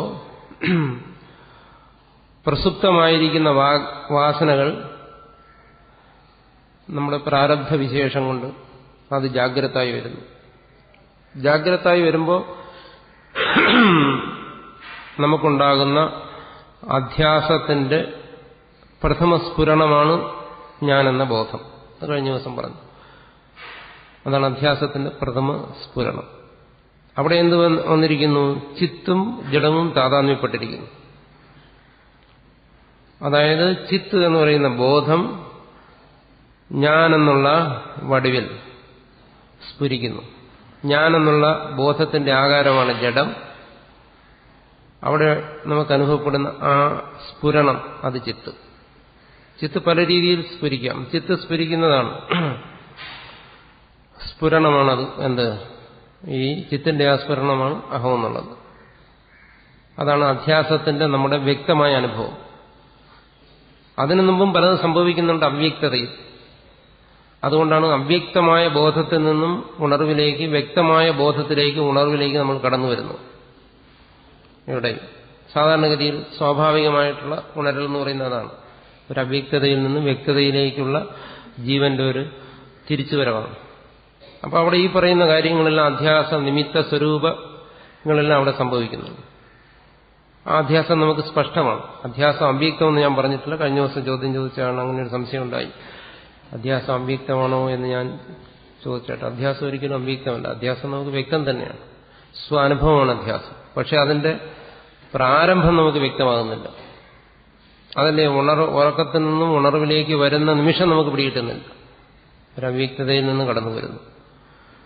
എന്തിന്? ഉറങ്ങിക്കിടക്കുന്ന ഒരാളിനെ ആരെങ്കിലും ഒന്ന് മർദ്ദിച്ചെന്നിരിക്കട്ടെ, ഒരടി തന്നിരിക്കട്ടെ, നമ്മൾ ഞെട്ടി ഉണർന്നാൽ പോലും ഉണർവിന്റെ ആദ്യ നിമിഷങ്ങൾ നമുക്ക് വ്യക്തമാകത്തില്ല. അതായത് ഉണർന്നു വരുമ്പോൾ പെട്ടെന്ന് എന്താണ് സംഭവിച്ചതെന്ന് നമുക്ക് പിടികിട്ടുന്നില്ല. ആരടിച്ചു, എന്തിനടിച്ചു, എവിടെ അടിച്ചു, എങ്ങനെ അടിച്ചു, ഇതൊന്നും നമുക്ക് ചിന്തിക്കാൻ കഴിയുന്നില്ല. അടി കൊണ്ട് ഒരു ബോധം നമ്മുടെ ഉള്ളിലേക്ക് വരുന്നു. ഇത്രയേ ഉള്ളൂ. അപ്പോൾ ഉറക്കത്തിൽ വെള്ളം കോരി ഒഴിച്ച് ഉണർത്തുന്ന ഉണ്ട്. ഇവിടെ ആശ്രമത്തിൽ അങ്ങനെ ചെയ്യുമെന്നറിയില്ല. ഞങ്ങളുടെ ആശ്രമത്തിലൊക്കെ അങ്ങനെയാണ്. രാവിലെ ബ്രഹ്മചാരികളെ വെള്ളം ഒഴിച്ചാണ് ഉണർത്തുന്നത്. അപ്പോൾ എന്നെ അങ്ങനെ ഉണർത്തിയിട്ടുണ്ട് വെള്ളം ഒഴിച്ച്. അതുകൊണ്ട് അങ്ങനെ ഉണർന്നു വരുമ്പോൾ നമുക്ക് വ്യക്തമായി മനസ്സിലാക്കാം എങ്ങനെയാണ്. വെള്ളം നമ്മുടെ മുഖത്ത് ശക്തമായി അടിച്ചു കഴിഞ്ഞാൽ ഉടൻ ബോധം കിട്ടും. നമ്മൾ ഉണരുന്നുണ്ട്, പക്ഷെ ബോധം വരുന്നില്ല. എന്താ സംഭവിച്ചത്, ആരാണ് ഇതിന് ഉത്തരവാദി, ഒന്നും ചിന്തിക്കാൻ പറ്റുന്നില്ല. പക്ഷേ ക്രമേണ ബോധത്തിലേക്ക് വരുന്നു.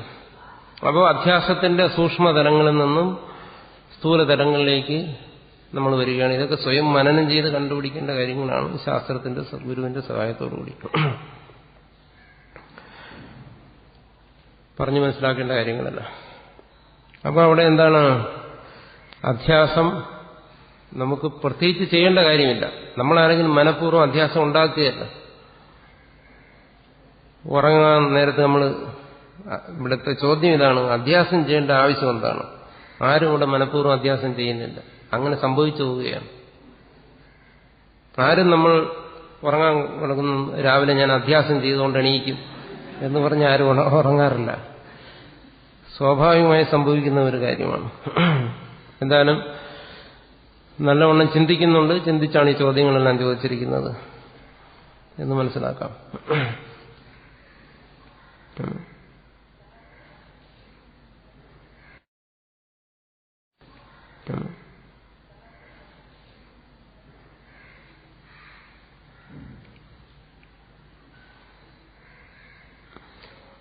എന്താണ്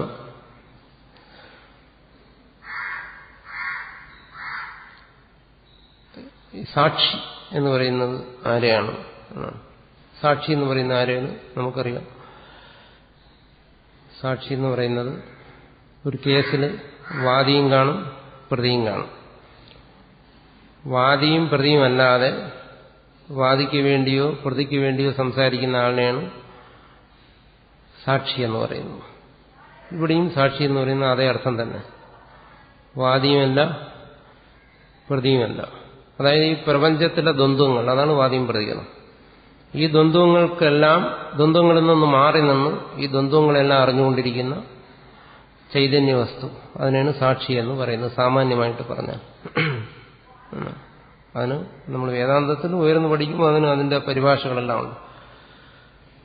ദ്വന്ദ്വങ്ങളെല്ലാം അറിഞ്ഞുകൊണ്ടിരിക്കുന്ന ഒന്ന്, അത് ദ്വന്ദ്വങ്ങളിൽ നിന്നും വിട്ടിരിക്കുന്ന ഒന്നാണെന്ന് നമ്മൾ മനസ്സിലാക്കുന്നില്ല എന്നാണ്. അതായത് നമ്മുടെ ശരീരത്തിന്റെ തന്നെ ഉത്പത്തി, നാശം, ഇതെല്ലാം നമുക്കറിയാം. അതായത് നമ്മൾ ജനിച്ച് എന്ന് നമുക്കറിയാം, നമ്മൾ മരിക്കുമെന്നും അറിയാം. ഇത് ഈ ശരീരത്തെ സംബന്ധിച്ച ഒരു ദ്വന്ദ്വമാണ്. ഇതറിയുന്നയാൾ ഈ ശരീരത്തിൽ നിന്നും വിട്ടിരിക്കുന്ന ഒന്നാണെന്നുള്ള കാര്യം മാത്രം നമുക്കറിയത്തില്ല.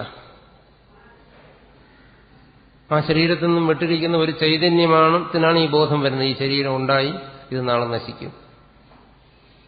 അപ്പൊ അങ്ങനെ ഒരു ബോധം എവിടെയാണോ സംഭവിച്ചുകൊണ്ടിരിക്കുന്നത് അതിനെ സാക്ഷി എന്ന് പറയുന്നു. സാക്ഷി എന്ന് പറയുന്നത് ചൈതന്യമാണ്, ബോധമാണ്, അറിവാണ് എന്നാണ്. അതിന് സംഘമുണ്ടോ? ഇല്ല. അതിനൊന്നുമായിട്ട് സംഘമില്ല.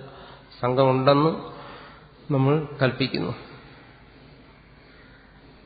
ആത്മാവ് പ്രപഞ്ചത്തെ അറിയുന്ന അധ്യാസം കൊണ്ടാണോ? തീർച്ചയായും. അധ്യാസം കൊണ്ട് പ്രപഞ്ചത്തെ അറിയുന്നു എന്നും പറയാം, അധ്യാസമാണ് ഈ പ്രപഞ്ചമെന്നും പറയാം. രണ്ടും ശരിയാണ്.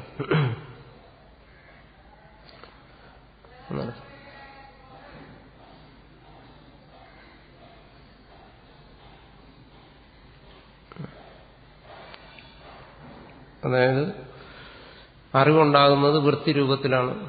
അത് ശരിയാണ്. അറിവുണ്ടാകുന്ന വൃത്തി രൂപത്തിലല്ല, അറിവ് തന്നെയാണ് വൃത്തി എന്നാണ്. അറിവ് സമം വൃത്തി എന്നാണ്. അറിവിന്റെ പര്യായ പദമാണ് വൃത്തി എന്ന് പറയുന്നത്. വൃത്തി എന്ന് പറയുന്നത് വേദാന്തത്തിലെ ഒരു പാരിഭാഷിക ശബ്ദമാണ്. മലയാളത്തിലെ വൃത്തിയല്ല, അങ്ങനെ ആരും ധരിച്ചു കളയരുത്. മലയാളത്തിൽ വൃത്തി എന്ന് വെച്ചാൽ ശുദ്ധി എന്നുള്ള അർത്ഥമാണ്. ഇവിടെ വൃത്തി എന്ന് പറഞ്ഞാൽ അതൊന്നും ധരിക്കരുത്. വൃത്തി എന്ന് പറഞ്ഞു കഴിഞ്ഞാൽ വേദാന്തത്തിലെ ഒരു സാങ്കേതിക ശബ്ദമാണ്. വൃത്തി എന്ന് പറഞ്ഞാൽ അതിന്റെ അർത്ഥം അറിവ് എന്നാണ്. അപ്പൊ ബ്രഹ്മമെന്നും ആത്മാവെന്നും വൃത്തിയെന്നും പറയുന്നതിനുള്ള വ്യത്യാസം എന്താണ്? അത് മനസ്സിലാക്കണം. നമ്മുടെ അന്ധകരണം എന്ന് പറയുന്നത് ശുദ്ധ തന്മാത്രകളുടെ സംഘാതമാണ്.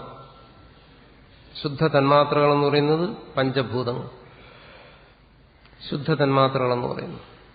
പഞ്ചഭൂതങ്ങളെന്ന് പറയുമ്പം ആകാശം, വായു, അഗ്നി, ജലം, ഭൂമി. ഈ ശുദ്ധ തന്മാത്രകളുടെ സംഘാതം, അതാണ് നമ്മുടെ അന്ധകരണം. അത് വളരെ സൂക്ഷ്മമാണ്, അത്യധികം സൂക്ഷ്മമാണ്. പ്രകാശത്തെക്കാൾ സൂക്ഷ്മമാണ്. അത് സ്വച്ഛമാണ്, എന്നുവെച്ചാൽ വൃത്തിയുള്ളതാണ്. അങ്ങനെയുള്ള ഈ അന്ധകരണത്തിന്റെ ഒരു സവിശേഷത, ഈ അന്ധകരണത്തിന് ഈ ചൈതന്യത്തോടുകൂടി അല്ലാതെ ഒരിക്കലും നിൽക്കാൻ കഴിയത്തില്ല. അതിന്റെ ഒരു പ്രത്യേകതയാണ്. അതായത് സൂര്യൻ ആകാശത്ത് പ്രകാശിച്ച് നിൽക്കുമ്പോൾ അതിന്റെ നേരെ ഒരു കണ്ണാടിയെടുത്ത് പിടിച്ചു കഴിഞ്ഞാൽ ആ സൂര്യന്റെ പ്രതിബിംബം കൂടാതെ ആ കണ്ണാടിക്ക് നിലനിൽക്കാൻ കഴിയത്തില്ല. ഇടയ്ക്ക് മറ്റ് തടസ്സമൊന്നും വന്നില്ല എന്നുണ്ടെങ്കിൽ, മറ്റൊന്നുകൊണ്ടും മറയാതിരുന്ന, മേഘങ്ങളൊന്നും മറയാതിരുന്നു കഴിഞ്ഞാൽ. അതുപോലെ ഈ നമ്മുടെ അന്ധകരണത്തിന്റെ ഒരു സവിശേഷത, അന്ധകരണം എന്ന് പറയുന്നത് എപ്പോഴും ഈ ചൈതന്യത്തോട് കൂടിയേ അതിന് നിൽക്കാൻ പറ്റും. അതുകൊണ്ട് നമ്മുടെ അന്ധകരണത്തിന് ചിന്മയം എന്ന് പറയാം. ചിന്മയം, ചിത്തോട് കൂടിയിരിക്കുന്നത് എന്ന് അന്ധകരണത്തിന് പറയാം. അങ്ങനെ ഈ ചിന്മയമായിരിക്കുന്ന ഈ അന്ധകരണം അത് ഏകരൂപത്തിലല്ല ഇരിക്കുന്നു, പല രൂപത്തിലിരിക്കുന്നു. അതിനാണ് വൃത്തി എന്ന് പറയുന്നത്. ചിന്മയമായിരിക്കുന്ന അന്ധകരണം, അതിന് വൃത്തി എന്ന് പറയുന്നു. അത് പല രൂപത്തിലിരിക്കുമ്പോൾ അതിന് വൃത്തി എന്ന് പറയുന്നു. മനസ്സ്, ബുദ്ധി, ചിത്തം ഇതെല്ലാം ആ അന്ധകരണത്തിന്റെ വൃത്തികളാണെന്ന് പറയും. വൃത്തി എന്ന് പറഞ്ഞാൽ അതിന്റെ രൂപാന്തരം എന്നാണ് അർത്ഥം. വൃത്തി ശബ്ദത്തിന് പരിണാമം, രൂപാന്തരം എന്നർത്ഥം. അപ്പോ ഈ ചിന്മയമായിരിക്കുന്ന അന്ധകരണത്തിന്റെ രൂപാന്തരങ്ങളാണ്, പരിണാമങ്ങളെയാണ് നമ്മൾ വൃത്തി എന്ന് വിളിക്കുന്നത്. ഈ വൃത്തിയെ തന്നെയാണ് അറിവെന്ന് പറയുന്നത്. അത് പലതരത്തിലുണ്ടാവും, പലതരത്തിൽ ആ വൃത്തി ഉണ്ടാവും. ഉദാഹരണമായിട്ട് ഞാനിപ്പോൾ പുസ്തകത്തെ അറിയുമ്പോൾ എന്റെ അന്ധകരണം പുസ്തകം എന്നുള്ള ഒരു അറിവിനെ സ്ഫുരിപ്പിക്കുന്നു. എന്റെ അന്ധകരണത്തിൽ അങ്ങനെ ഒരു വൃത്തി ഉണ്ടാകുന്നു എന്ന് പറയാം. ഈ അറിവിനെയാണ് വൃത്തി എന്ന് പറയുന്നത്. അപ്പൊ ഈ വൃത്തി എന്ന് പറയുന്നത് കേവലമായ ജഡമോ കേവലമായ ചൈതന്യമോ അല്ല. കേവലമായ ജഡം അങ്ങനെ ഒന്നില്ല. നമ്മൾ സങ്കല്പിച്ച് പറയുന്നതാണ്. ജഡം ചൈതന്യത്തോടുകൂടി ഇരിക്കത്തുള്ളൂ. ചൈതന്യമില്ലാതെ ജഡത്തിന് നിലനിൽക്കാൻ പറ്റത്തില്ല എന്നർത്ഥം. അതുകൊണ്ട് എപ്പോഴും ചിന്മയമായിരിക്കുന്ന ഈ വൃത്തി പുസ്തകം എന്നുള്ള ബോധരൂപത്തിലാകുമ്പോൾ നമ്മളതിനെ ഒരു വൃത്തി, അന്ധകരണ വൃത്തി എന്ന് പറയും. അതിനാണ് നമ്മൾ അറിവെന്ന് പറയുന്നത്.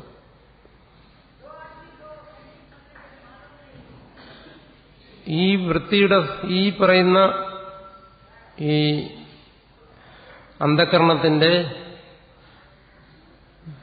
സ്പർശമില്ലാതെ, അന്ധകരണത്തിന്റെ ബന്ധമില്ലാതെ കേവലമായ രീതിയിൽ ആ ചൈതന്യം നിൽക്കുമ്പോൾ അതിനെ നമ്മൾ ആത്മാവ്, ബ്രഹ്മം എന്നൊക്കെ പറയുന്നു.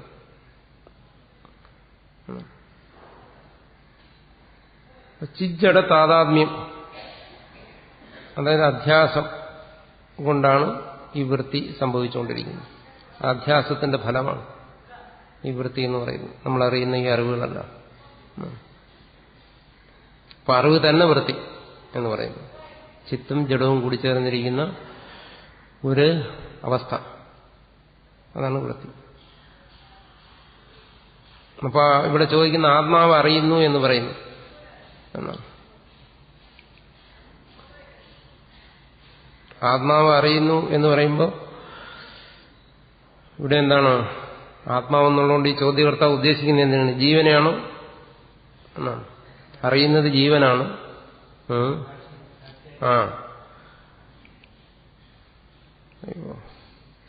അറിയുന്നത് ജീവനാണോ അതോ പരമാത്മാവാണോ എന്നാണ്.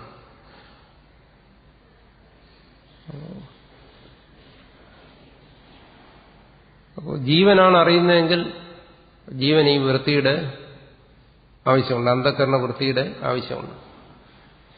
ഈ ഇതിൽ അന്ധകരണ വൃത്തി, അവിദ്യാവൃത്തി, ഇങ്ങനെയുള്ള ഈ വൃത്തികളെ പലതരത്തിൽ ശാസ്ത്രങ്ങളിൽ തിരിക്കുന്നുണ്ട്. തിരിക്കുകയും പിന്നെ വൃത്തി സാപേക്ഷമായിട്ടാണ് ജീവന്റെ അറിവ്. സാക്ഷി വൃത്തി നിരപേക്ഷമായി അറിയുന്നു, സാപേക്ഷമായി അറിയുന്നു. ഇങ്ങനെയുള്ള വിഷയങ്ങളിൽ പലതരത്തിലുള്ള വാദങ്ങളുണ്ട്. വേദാന്ത പരിഭാഷ പോലെയുള്ള പുസ്തകങ്ങളൊക്കെ വായിച്ചു നോക്കിയാൽ നമുക്കത് മനസ്സിലാവും.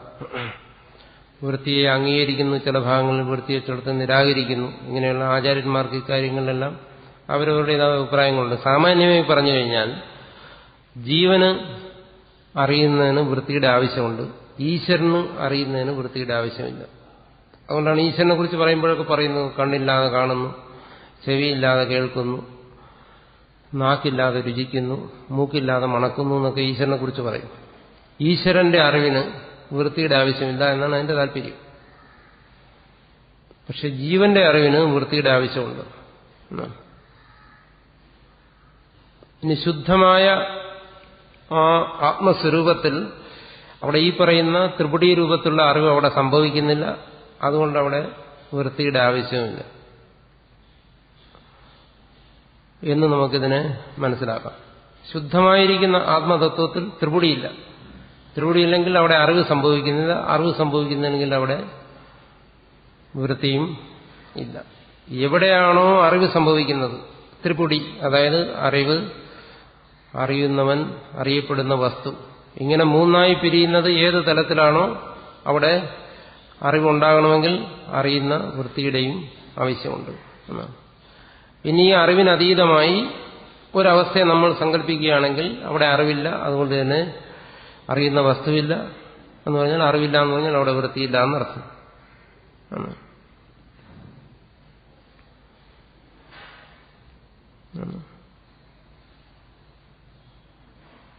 പിന്നെ ഇതാണ് അടുത്ത് ചോദിച്ചിരിക്കുന്നത് എന്നാണ്. ഇതിൽ വൈരുദ്ധ്യമൊന്നുമില്ല എന്നാണ്. ആത്മാവിനെ വൃത്തിരഹിതമെന്നും പറയാം, വൃത്തിയോട് കൂടിയതെന്നും പറയാം. രണ്ടു പറയുന്നതിനും തെറ്റില്ല. ആത്മാവിൽ പ്രപഞ്ചം ഉണ്ടെന്നും പറയാം, പ്രപഞ്ചം ഇല്ലെന്നും പറയാം. ഇതിലൊന്നും വൈരുദ്ധ്യമില്ല. ആത്മാവിൽ അറിവുണ്ടാകുന്നു, അറിവില്ലെന്നും പറയാം. നേരത്തെ പറഞ്ഞല്ലോ, ഉപാധിയോടുകൂടി ചിന്തിക്കുമ്പോൾ ആത്മാവിൽ അറിവുണ്ടാകുന്നു എന്ന് പറയാം.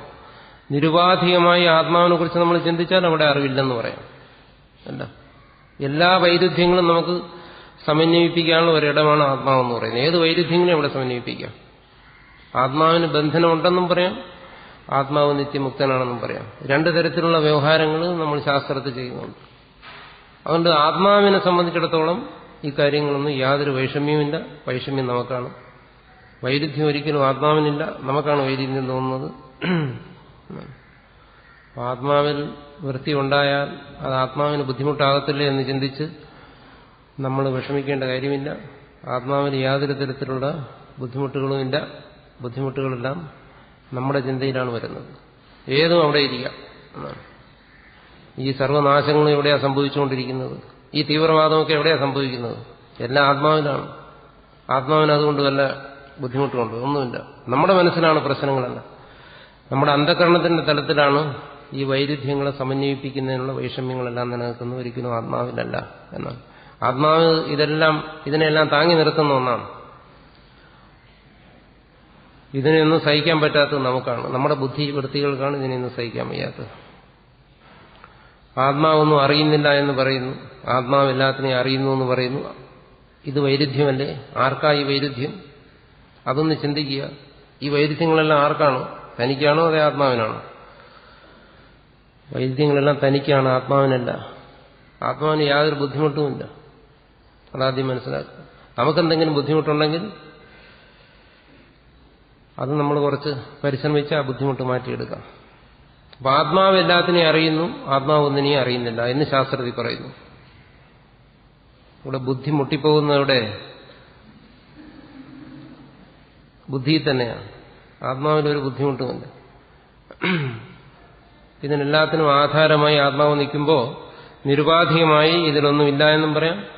ഉപാധിയെക്കുറിച്ച് ഞാൻ കഴിഞ്ഞ ക്ലാസ്സിൽ ചർച്ച ചെയ്തു. സ്വാഭാവികമായി ഇതിനെല്ലാം ഉണ്ടെന്നും പറയാം. അതുകൊണ്ടാണ് ഇതിനെ മൊത്തത്തിൽ അനിർവചനീയം എന്ന് പറയുന്നത്. ശ്രുതിയിൽ യാതൊരു വിരോധമില്ല. കൂടുതൽ ഇതിനെക്കുറിച്ച് മനനം ചെയ്യുക. മനനം ചെയ്യുമ്പോൾ വ്യക്തമാവും. ചോദ്യം ഒരിക്കലും അബദ്ധമല്ല. ചിന്തിക്കുന്നത് കൊണ്ടാണ് അങ്ങനെ ഒരു ചോദ്യം വരുന്നത്. അപ്പം നമ്മുടെ ചോദ്യോത്തരങ്ങളിൽ കൂടെ തന്നെ അതാണ് കൂടുതൽ നല്ലത്. അപ്പോൾ യാതൊരു വൈരുദ്ധ്യവും നമ്മൾ ആത്മാവിൽ ഒരിക്കലും കാണരുത്. യാതൊരു തരത്തിലുള്ള ദോഷവും ആത്മാവിൽ ആരോപിക്കരുത്.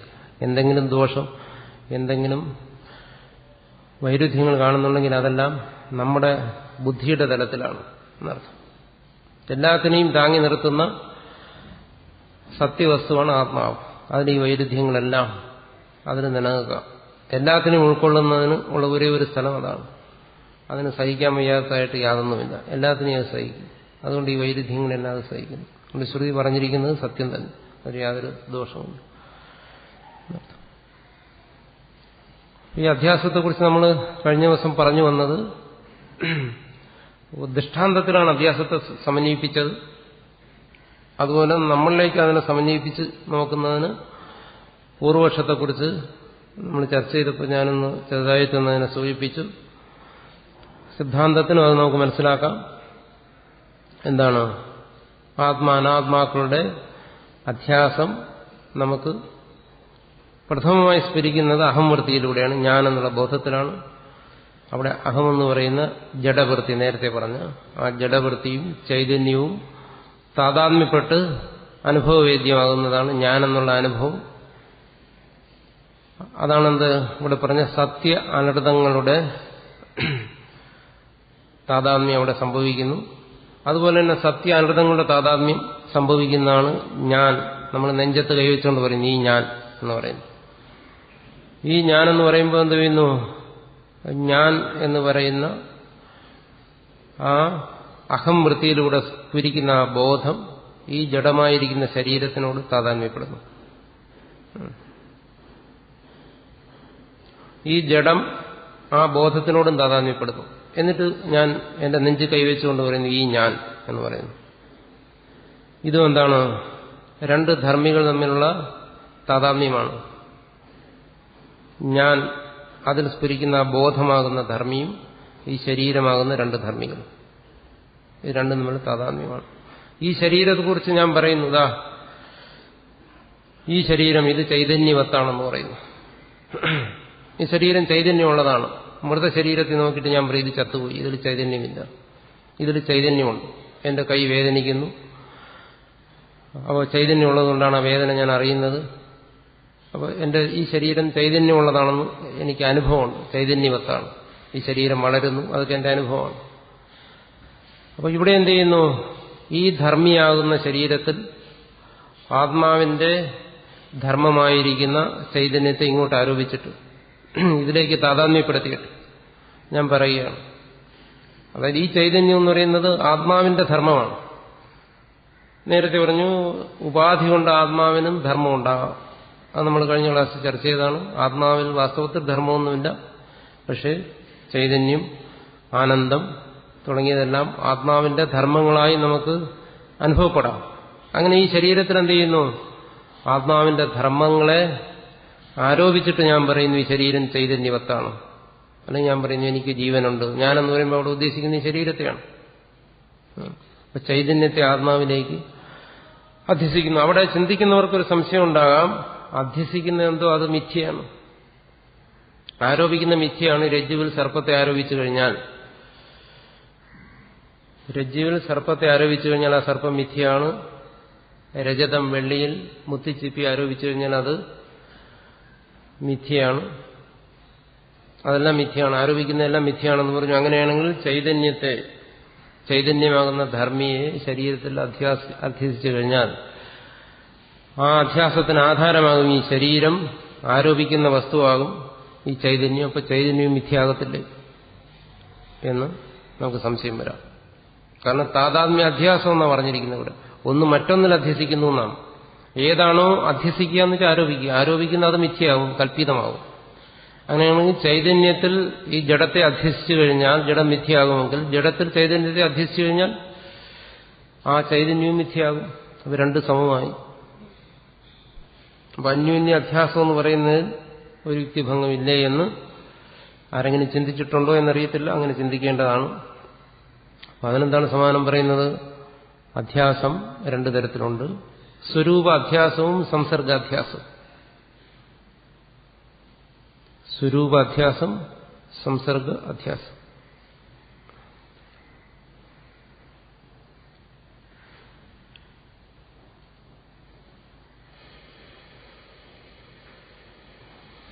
അതായത് ശരീരത്തിൽ ചൈതന്യത്തെ അധ്യസിക്കുമ്പോൾ ബ്രഹ്മത്തെ, ശുദ്ധമായ ചൈതന്യത്തെ നമ്മൾ ശരീരത്തിൽ ആരോപിക്കുകയല്ല ചെയ്യുന്നത്. മറിച്ച് ആ ചൈതന്യത്തിന്റെ സംസർഗത്തെയാണ് ഇവിടെ ആരോപിക്കുന്നത്. എന്നുവെച്ചാൽ ചൈതന്യത്തിന്റെ സംബന്ധത്തെ ആരോപിക്കുകയാണ് ചെയ്യുന്നത്. ആ ചൈതന്യത്തിന് ഈ ശരീരവുമായിട്ട് താതാത്മ്യ സംബന്ധം ഉണ്ടെന്ന് നമ്മൾ കൽപ്പിക്കുകയാണ്. ചൈതന്യത്തിന് ശരീരവുമായി നമ്മൾ കൽപ്പിക്കുന്ന സംബന്ധം എന്താണ്? താതാത്മ്യം. എന്താണ്? എന്ത് താതാത്മ്യം? ആ ചൈതന്യം ഇത് തന്നെയാണ് ചൈതന്യമായിരിക്കുന്നത്. ഈ ശരീരം തന്നെ ചൈതന്യമായിരിക്കുന്നു. ആ ചൈതന്യത്തിന്റെ താദാത്മ്യ സംബന്ധത്തെ നമ്മൾ ഈ ശരീരത്തിലേക്ക് ആരോപിക്കുകയാണ്. അല്ല ചൈതന്യത്തെ നമ്മൾ ആരോപിക്കുകയല്ല, അതിന്റെ സംബന്ധത്തെ ആരോപിക്കുന്നു. ചൈതന്യം നമ്മളങ്ങനെ ആരോപിക്കുന്ന സമയത്തും ഇതിനെല്ലാം ആധാരമായി നിലനിൽക്കുന്നു. അപ്പൊ അവിടെ സംസർഗ അധ്യാസമേ സംബന്ധിക്കുന്നുള്ളൂ. ആ സംസർഗ അധ്യാസത്തെയാണ് നമ്മൾ നിഷേധിക്കുന്നത്. എന്താണ്?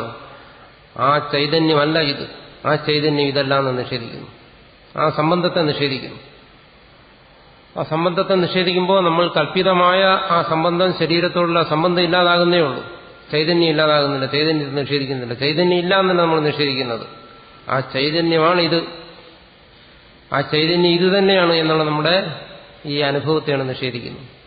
അപ്പോൾ ചൈതന്യത്തിന് ഈ ശരീരവുമായിട്ടുള്ള ആ സംബന്ധത്തെ, സംസർഗത്തെയാണ് നമ്മളവിടെ നിഷേധിക്കുന്നത്.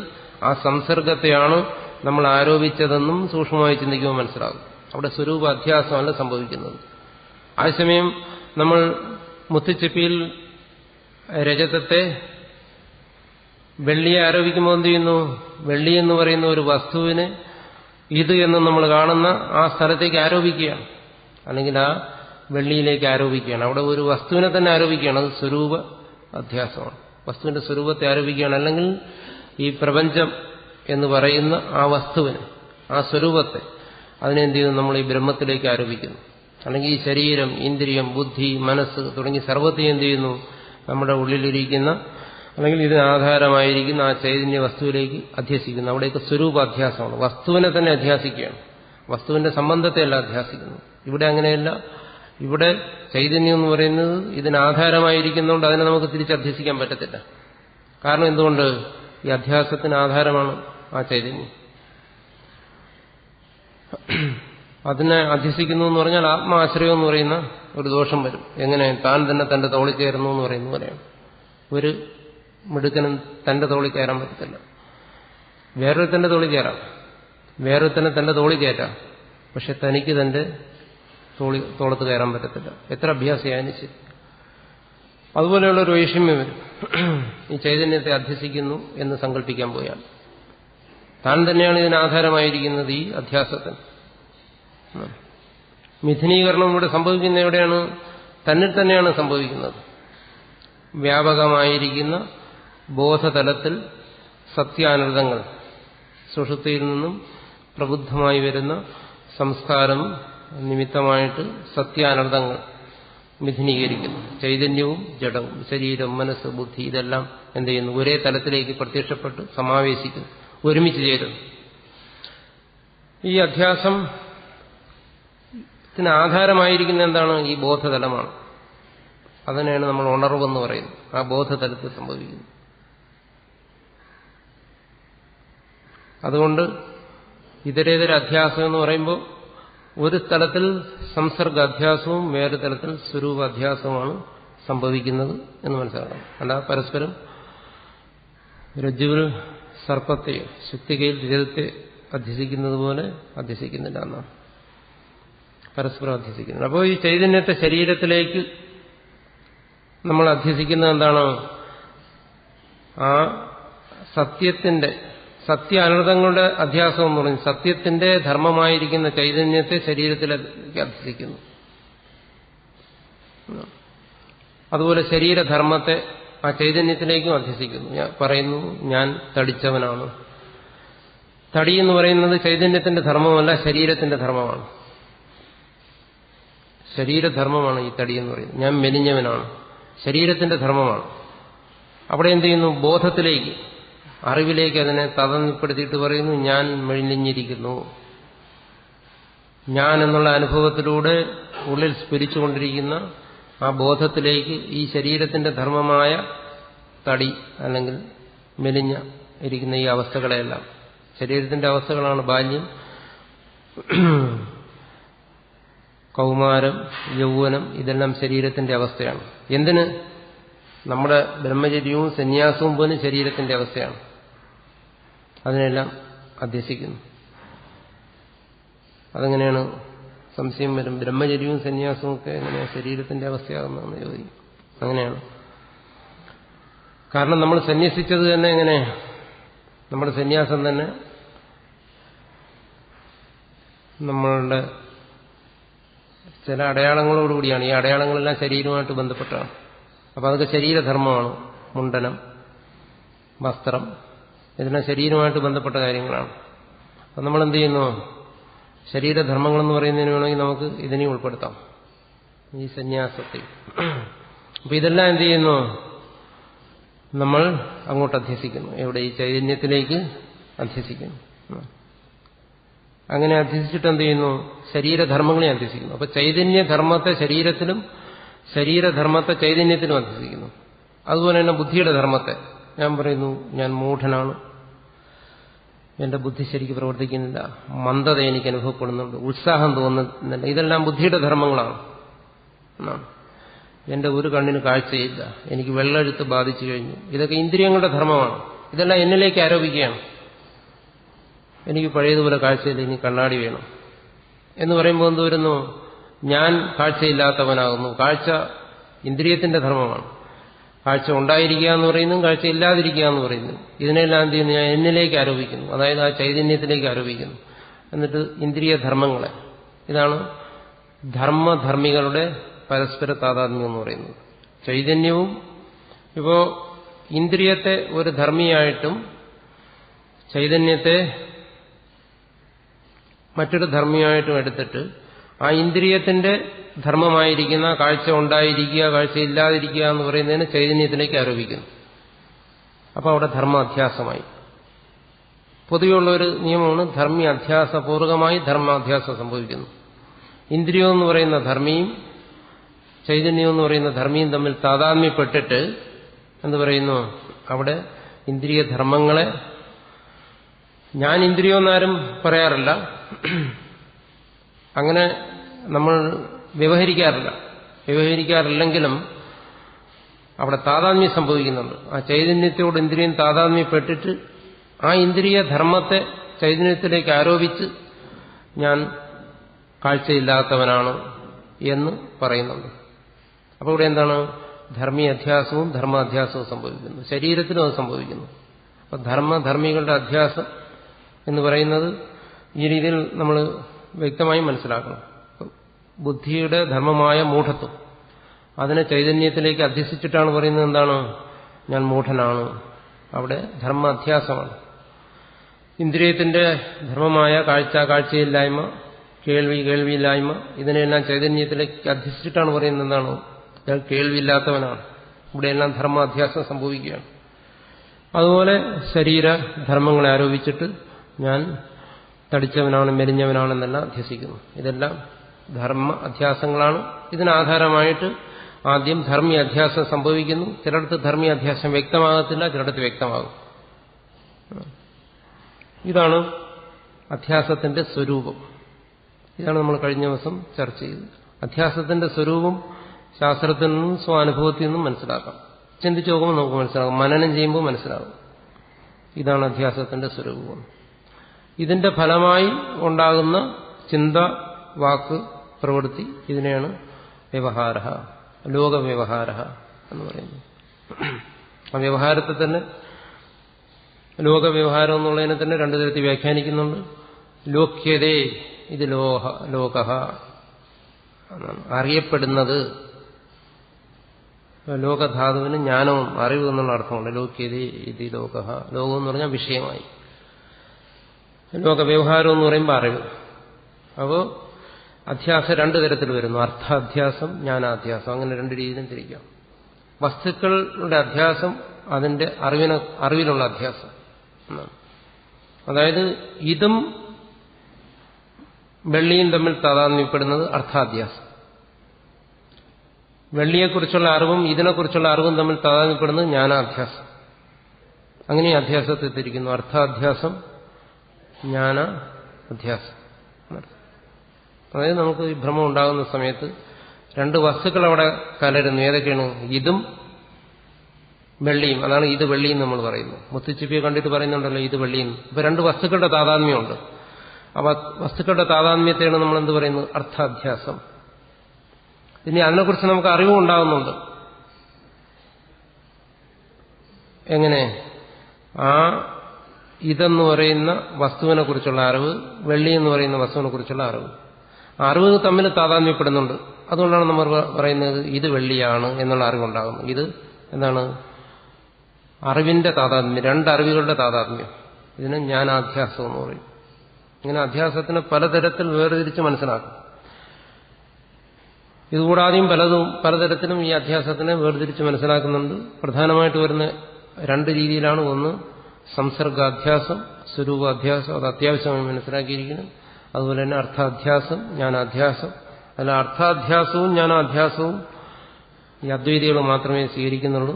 ജ്ഞാനാധ്യാസം മറ്റു പല ദാർശനികന്മാരെ സ്വീകരിക്കുന്നുണ്ട്, ജ്ഞാനാധ്യാസത്തെ. പക്ഷെ അർത്ഥാധ്യാസത്തെ അവരാരും സ്വീകരിക്കുന്നില്ല. അദ്വൈതിയെ സംബന്ധിച്ചിടത്തോളം എന്താണ്? അർത്ഥാധ്യാസവും ജ്ഞാനാധ്യാസവും രണ്ടും അദ്വൈതി സ്വീകരിക്കുന്നത്. അത് നമ്മുടെ അനുഭവത്തിൽ നിന്ന് മനസ്സിലാക്കാവുന്നു. ഒന്ന് ഈ പറഞ്ഞ കാര്യം തന്നെ ഒന്നുകൂടി ചിന്തിച്ചാൽ മനസ്സിലാവും. അപ്പം അങ്ങനെയുള്ള ലോകവ്യവഹാരം അധ്യാസത്തിന്റെ ഫലമാണ് എന്ന് പറഞ്ഞാണ് ഇവിടെ ഭാഷ്യകാരൻ അധ്യാസ ഭാഷ്യത്തെ അവസാനിപ്പിക്കുന്നത്. അതിന് കാരണമായിരിക്കുന്നത് പൊതുവെ പറഞ്ഞു കഴിഞ്ഞാൽ അജ്ഞാനമാണ്, അല്ലെങ്കിൽ അവിദ്യയാണ് എന്ന് പറയാം. ഇനി പറഞ്ഞ കാര്യങ്ങളിൽ എന്തെങ്കിലും വ്യക്തമാകാനുണ്ടെങ്കിൽ അക്കാര്യം വ്യക്തമാക്കാൻ ഉള്ള സമയമാണ്.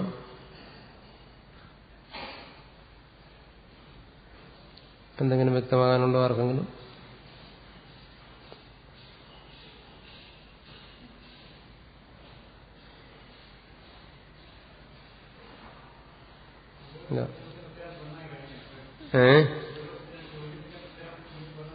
അതായത് ഇതിപ്പോ സാമാന്യമായി പറഞ്ഞല്ലോ, അത് വ്യക്തമായി മനസ്സിലാക്കണം. ഈ അധ്യാസം ഭാഷ്യത്തിൽ ഒരു പൂർവപക്ഷമുണ്ട്, ഒരു സമാധാനമുണ്ട്. ആ പൂർവപക്ഷം എന്ന് പറയുന്നത് അധ്യാസത്തെ നിഷേധിക്കുന്നു. അതിന് സമാധാനം പറയുന്നത് അധ്യാസം സംഭവിക്കാം എന്നുള്ളതാണ്. അത് ഞാൻ പ്രത്യേകം പറയാൻ കാരണം, ഞാനിപ്പോൾ ഇത് നമ്മളിവിടെ ചർച്ച ചെയ്യുമ്പോൾ കഴിഞ്ഞ ദിവസം ഞാൻ ആലോചിച്ച ഒരുപക്ഷെ ഈ ക്ലാസ്സിൽ ചർച്ച ചെയ്യുന്നവർ ഒരുപക്ഷെ ഏതെങ്കിലും മലയാളം വ്യാഖ്യാനങ്ങൾ ഒരുപക്ഷെ നോക്കുന്നുണ്ടാവും ഇത് വ്യക്തമാവാൻ വേണ്ടി. അപ്പോൾ കഴിഞ്ഞ ദിവസം ഞാൻ അങ്ങനെ യാദൃശ്യമായിട്ടൊരാൾ ആശ്രമത്തിലൊരു ബ്രഹ്മചാരിൻ്റെ ഒരു മലയാള വ്യാഖ്യാനം കൊണ്ട് തന്നിട്ട് സംശയം ചോദിച്ചു ഇതിനെ സംബന്ധിച്ച്. നോക്കിയപ്പോഴാണ് മനസ്സിലായത് ആ വ്യാഖ്യാനത്തിൽ ഇതിലൊരു പൂർവപക്ഷം ഉണ്ടെന്നോ സമാധാനമുണ്ടെന്നോ ഉള്ള കാര്യം പോലും വ്യക്തമല്ലാതെയാണ് മലയാളത്തിൽ വ്യാഖ്യാനിച്ചിരിക്കുന്നത്. അതായത് ഇതെല്ലാം സിദ്ധാന്തമായിട്ടാണ് വ്യാഖ്യാനിച്ചിരിക്കുന്നത്. ഇവിടെ യദ്യപി തഥാപി എന്നുള്ളതൊന്നും ഇവിടെ ഒരു വിഷയമേ അല്ല. ഇതെല്ലാം അധ്യാസ ഭാഷ്യമായിട്ടാണ്, പൂർവപക്ഷമേ ഇല്ല. പറഞ്ഞിരിക്കുന്നതൊക്കെ വേദാന്തമാണ്, പക്ഷെ ഇതുമായിട്ട് യാതൊരു ബന്ധവുമില്ല. അതുകൊണ്ട് വ്യാഖ്യാനങ്ങളെ അവലംബിക്കുമ്പോൾ വളരെ സൂക്ഷിച്ചു വേണം കൈകാര്യം ചെയ്യേണ്ടത്. സംസ്കൃതത്തിൽ നല്ല വ്യാഖ്യാനങ്ങളുണ്ട് അധ്യാസ ഭാഷ്യത്തിന്, അതിനെ സ്വീകരിക്കുക. അല്ലെങ്കിൽ ഹിന്ദിയിൽ നല്ല വ്യാഖ്യാനങ്ങളുണ്ട്. ഇംഗ്ലീഷിൽ നല്ല വ്യാഖ്യാനങ്ങളുണ്ടോ ഇല്ലേ എന്ന് എനിക്കറിയത്തില്ല, ഞാൻ അങ്ങനെ കൂടുതലായി നോക്കിയിട്ടില്ല. ഹിന്ദിയിൽ നല്ല വ്യാഖ്യാനങ്ങളുണ്ട്, ഇതിനെ സ്പഷ്ടമായി വ്യാഖ്യാനിക്കുന്ന സംസ്കൃതത്തിനുണ്ട്. മലയാളത്തിന്റെ കാര്യം വളരെ കഷ്ടമാണ്. അതുകൊണ്ട് വ്യാഖ്യാനങ്ങൾ അനുസരിച്ച് ഇതിനെ നോക്കുമ്പോൾ വളരെ ശ്രദ്ധിക്കണം. ഈ പറഞ്ഞിരിക്കുന്ന കാര്യമായിരിക്കില്ല വേദാന്തം എന്ന് പറയുന്ന ഇതിൽ പറഞ്ഞിരിക്കുന്ന മാത്രമല്ല, ഒരുപാട് കാര്യങ്ങളുണ്ട്. അതെല്ലാം ഇവിടെ പറയേണ്ട കാര്യമില്ല. വ്യാഖ്യാനിക്കുന്നവർക്ക് വേണമെങ്കിൽ അതെല്ലാം ഇവിടെ പറയാം. അതുകൊണ്ട് അത് ഇതിന്റെ വ്യാഖ്യാനമാകത്തില്ല. ഇതിന്റെ വ്യാഖ്യാനത്തിൽ പൂർവപക്ഷം നേരത്തെ പറഞ്ഞു കഴിഞ്ഞു. അതിന്റെ സമാധാനമായിട്ട് അധ്യാസം എന്തെന്ന് പറഞ്ഞു. അധ്യാസം എന്നുള്ള പറഞ്ഞെടുത്ത് ഞാൻ വ്യക്തമായി കഴിഞ്ഞ ദിവസവും പറഞ്ഞു. അധ്യാസത്തിന്റെ സ്വരൂപം ആണ് പറഞ്ഞിരിക്കുന്നത്. അന്യോന്യസ്മിൻ അന്യോന്യാത്മകതാം അന്യോന്യധർമാംശ്ച അധ്യസ്യ. അതിന്റെ നിമിത്തമാണ് പറഞ്ഞിരിക്കുന്നത് അത്യന്ത വിവിക്തയോഹോ ധർമ്മധർമ്മിണോഹോ ഇതരേതര അവിവേകേന. അതിന് നിമിത്തമാണ് പറഞ്ഞിരിക്കുന്നത് സത്യാനൃതേ മിഥുനീ കൃത്യ. ഇതിന്റെ ഫലമാണ് പറഞ്ഞിരിക്കുന്നത് മിഥ്യാജ്ഞാന നിമിത്ത അഹമിതം മമേതമിതി നൈസർഗികോയം ലോക വ്യവഹാര. ഇത് സ്പഷ്ടമായി പറഞ്ഞാണ്. നമ്മൾ പഠിക്കുന്ന കാര്യങ്ങൾ ഒരുപാട് പഠിക്കേണ്ട, ഒരുപാട് ശ്രവണം ചെയ്യുന്ന, ധരിക്കുന്ന കാര്യങ്ങൾ വ്യക്തമായി ധരിക്കണം. കുറച്ച് മതി. ബ്രഹ്മസൂത്രം മുഴുവൻ പഠിച്ചു തീർന്നു എന്ന് സമാധാനിച്ചിട്ട് കാര്യമില്ല. കുറച്ച് മതി, ഒരു വരി മനസ്സിലാക്കിയാൽ മതി, അത് വ്യക്തമായി മനസ്സിലാക്കുക. ഇവിടെ സിദ്ധാന്തത്തിൽ അധ്യാസത്തിന്റെ സ്വരൂപം, അധ്യാസത്തിന്റെ നിമിത്തം, അധ്യാസത്തിന്റെ ഫലം പറഞ്ഞു. ഇതുകൊണ്ട് അധ്യാസത്തെ സംബന്ധിച്ച മുഴുവൻ കാര്യങ്ങളും പറഞ്ഞു കഴിഞ്ഞു എന്ന് ചോദിച്ചു കഴിഞ്ഞാൽ പറഞ്ഞു കഴിഞ്ഞു എന്ന് തന്നെയാണ് ഉത്തരം. പക്ഷെ അത് മനസ്സിലാക്കാൻ കഴിയുന്നുള്ളവനെ സംബന്ധിച്ചിടത്തോളം മുഴുവൻ കാര്യങ്ങളും പറഞ്ഞു കഴിഞ്ഞു. മനസ്സിലാകാത്തവനാണെങ്കിലും അത് ഇനിയും പറയും. ഇതുവരെ പറഞ്ഞതുകൊണ്ട് മനസ്സിലാക്കിയില്ലെങ്കിൽ ഇനിയും പറയും. അതുകൊണ്ട് മനസ്സിലായില്ലെങ്കിൽ വീണ്ടും പറയും. അതിങ്ങനെ പറഞ്ഞുകൊണ്ടേയിരിക്കും. കാര്യം മനസ്സിലാക്കാനാണെങ്കിൽ ഇത്രയും മതി. പക്ഷെ ഇതുകൊണ്ട് മനസ്സിലാക്കിക്കൊള്ളണമെന്ന് നിർബന്ധമൊന്നുമില്ല. അത് നമ്മൾ ഗ്രഹിക്കുന്ന വ്യക്തിയുടെ യോഗ്യത അനുസരിച്ചിരിക്കുന്നു. ഇതിൽ തന്നെ എല്ലാ കാര്യങ്ങളും പറഞ്ഞു കഴിഞ്ഞു. അധ്യാസ ഭാഷ്യത്തിൽ തന്നെ അദ്വൈതത്തിന്റെ സാരസർവസ്വം ഭാഷ്യകാരൻ വിശദീകരിച്ചു കഴിഞ്ഞു. മനുഷ്യന്റെ ബുദ്ധിയുടെ പാരമ്യമായ അവസ്ഥയിൽ അതിനെ എത്തിക്കുന്നതിനുള്ള കാര്യങ്ങളിലൂടെ പറഞ്ഞു കഴിഞ്ഞു. ഇതിനപ്പുറം മനുഷ്യന് ചിന്തിക്കാൻ ഒക്കത്തില്ല. മനുഷ്യന്റെ ബുദ്ധി എത്രമാത്രം സൂക്ഷ്മമായി കടന്ന് ചിന്തിക്കാമോ അത്രമാത്രം കടന്ന് ചിന്തിക്കത്തക്ക രീതിയിൽ മനുഷ്യന്റെ ബുദ്ധിയെ കൊണ്ട് എത്തിക്കുന്നതിനുള്ള കാര്യങ്ങൾ ഈ അധ്യാസ ഭാഷ്യത്തിൽ തന്നെ പറഞ്ഞു കഴിഞ്ഞു. പ്രപഞ്ചത്തിന്റെ രഹസ്യം എന്താണെന്നുള്ളത് ഇവിടെ വെളിപ്പെടുത്തിയിട്ടുണ്ട്. എന്താണ് പ്രപഞ്ചത്തിന്റെ രഹസ്യം, എന്താണ് ജീവന്റെ രഹസ്യം, എന്താണ് ജീവിതത്തിന്റെ രഹസ്യം, എന്താണ് ഇതിന്റെ സാരം, ഈ കാര്യങ്ങളെല്ലാം ഇവിടെ വ്യക്തമാക്കി. പക്ഷെ നമ്മൾക്കത് വ്യക്തമായിക്കൊള്ളണമെന്നില്ല. അത് നമ്മളെ സംബന്ധിക്കുന്ന വ്യക്തിനിഷ്ഠമായ ഒരു കാര്യമാണ്. അങ്ങനെ വരുമ്പോൾ വീണ്ടും വിശദീകരിക്കുന്നു എന്നുള്ളതാണ്. ഭാഷ്യകാരന്റെ ശൈലി തന്നെ അതാണ്. ഭാഷ്യത്തിൽ ഇനി വരുന്ന ഭാഗത്ത് മനസ്സിലാക്കും. ആദ്യം ഒരു പദം കൊണ്ട് അല്ലെങ്കിൽ ചെറിയൊരു സെന്റൻസ് കൊണ്ട് തനിക്ക് പറയാനുള്ള കാര്യത്തെ അങ്ങ് പറയും. അതിൽ കാര്യം വ്യക്തമാകത്തില്ല. നമുക്ക് വരുമ്പം പിന്നെ അതിനെ വിശദീകരിക്കും. അതാണ് ഭാഷ്യത്തിന്റെ രീതി. അപ്പൊ താൻ പറയാൻ പോകുന്നതിനുള്ള അദ്വൈത സിദ്ധാന്തത്തിന്റെ സർവവും ഇവിടെ പറഞ്ഞു കഴിഞ്ഞു ഈ അധ്യാസത്തിന്റെ നിരൂപണത്തിലൂടെ. പക്ഷെ അധ്യാസത്തിന്റെ ലക്ഷണം ഇവിടെ പറഞ്ഞു കഴിഞ്ഞു. അന്യോന്യസ്മിൻ അന്യോന്യാത്മകതാം അന്യോന്യധർമാംശ അധ്യസ്യ എന്ന് പറയുമ്പോൾ അധ്യാസ ലക്ഷണമായി കഴിഞ്ഞു. പക്ഷെ നമുക്കത് പിടികിട്ടത്തില്ല.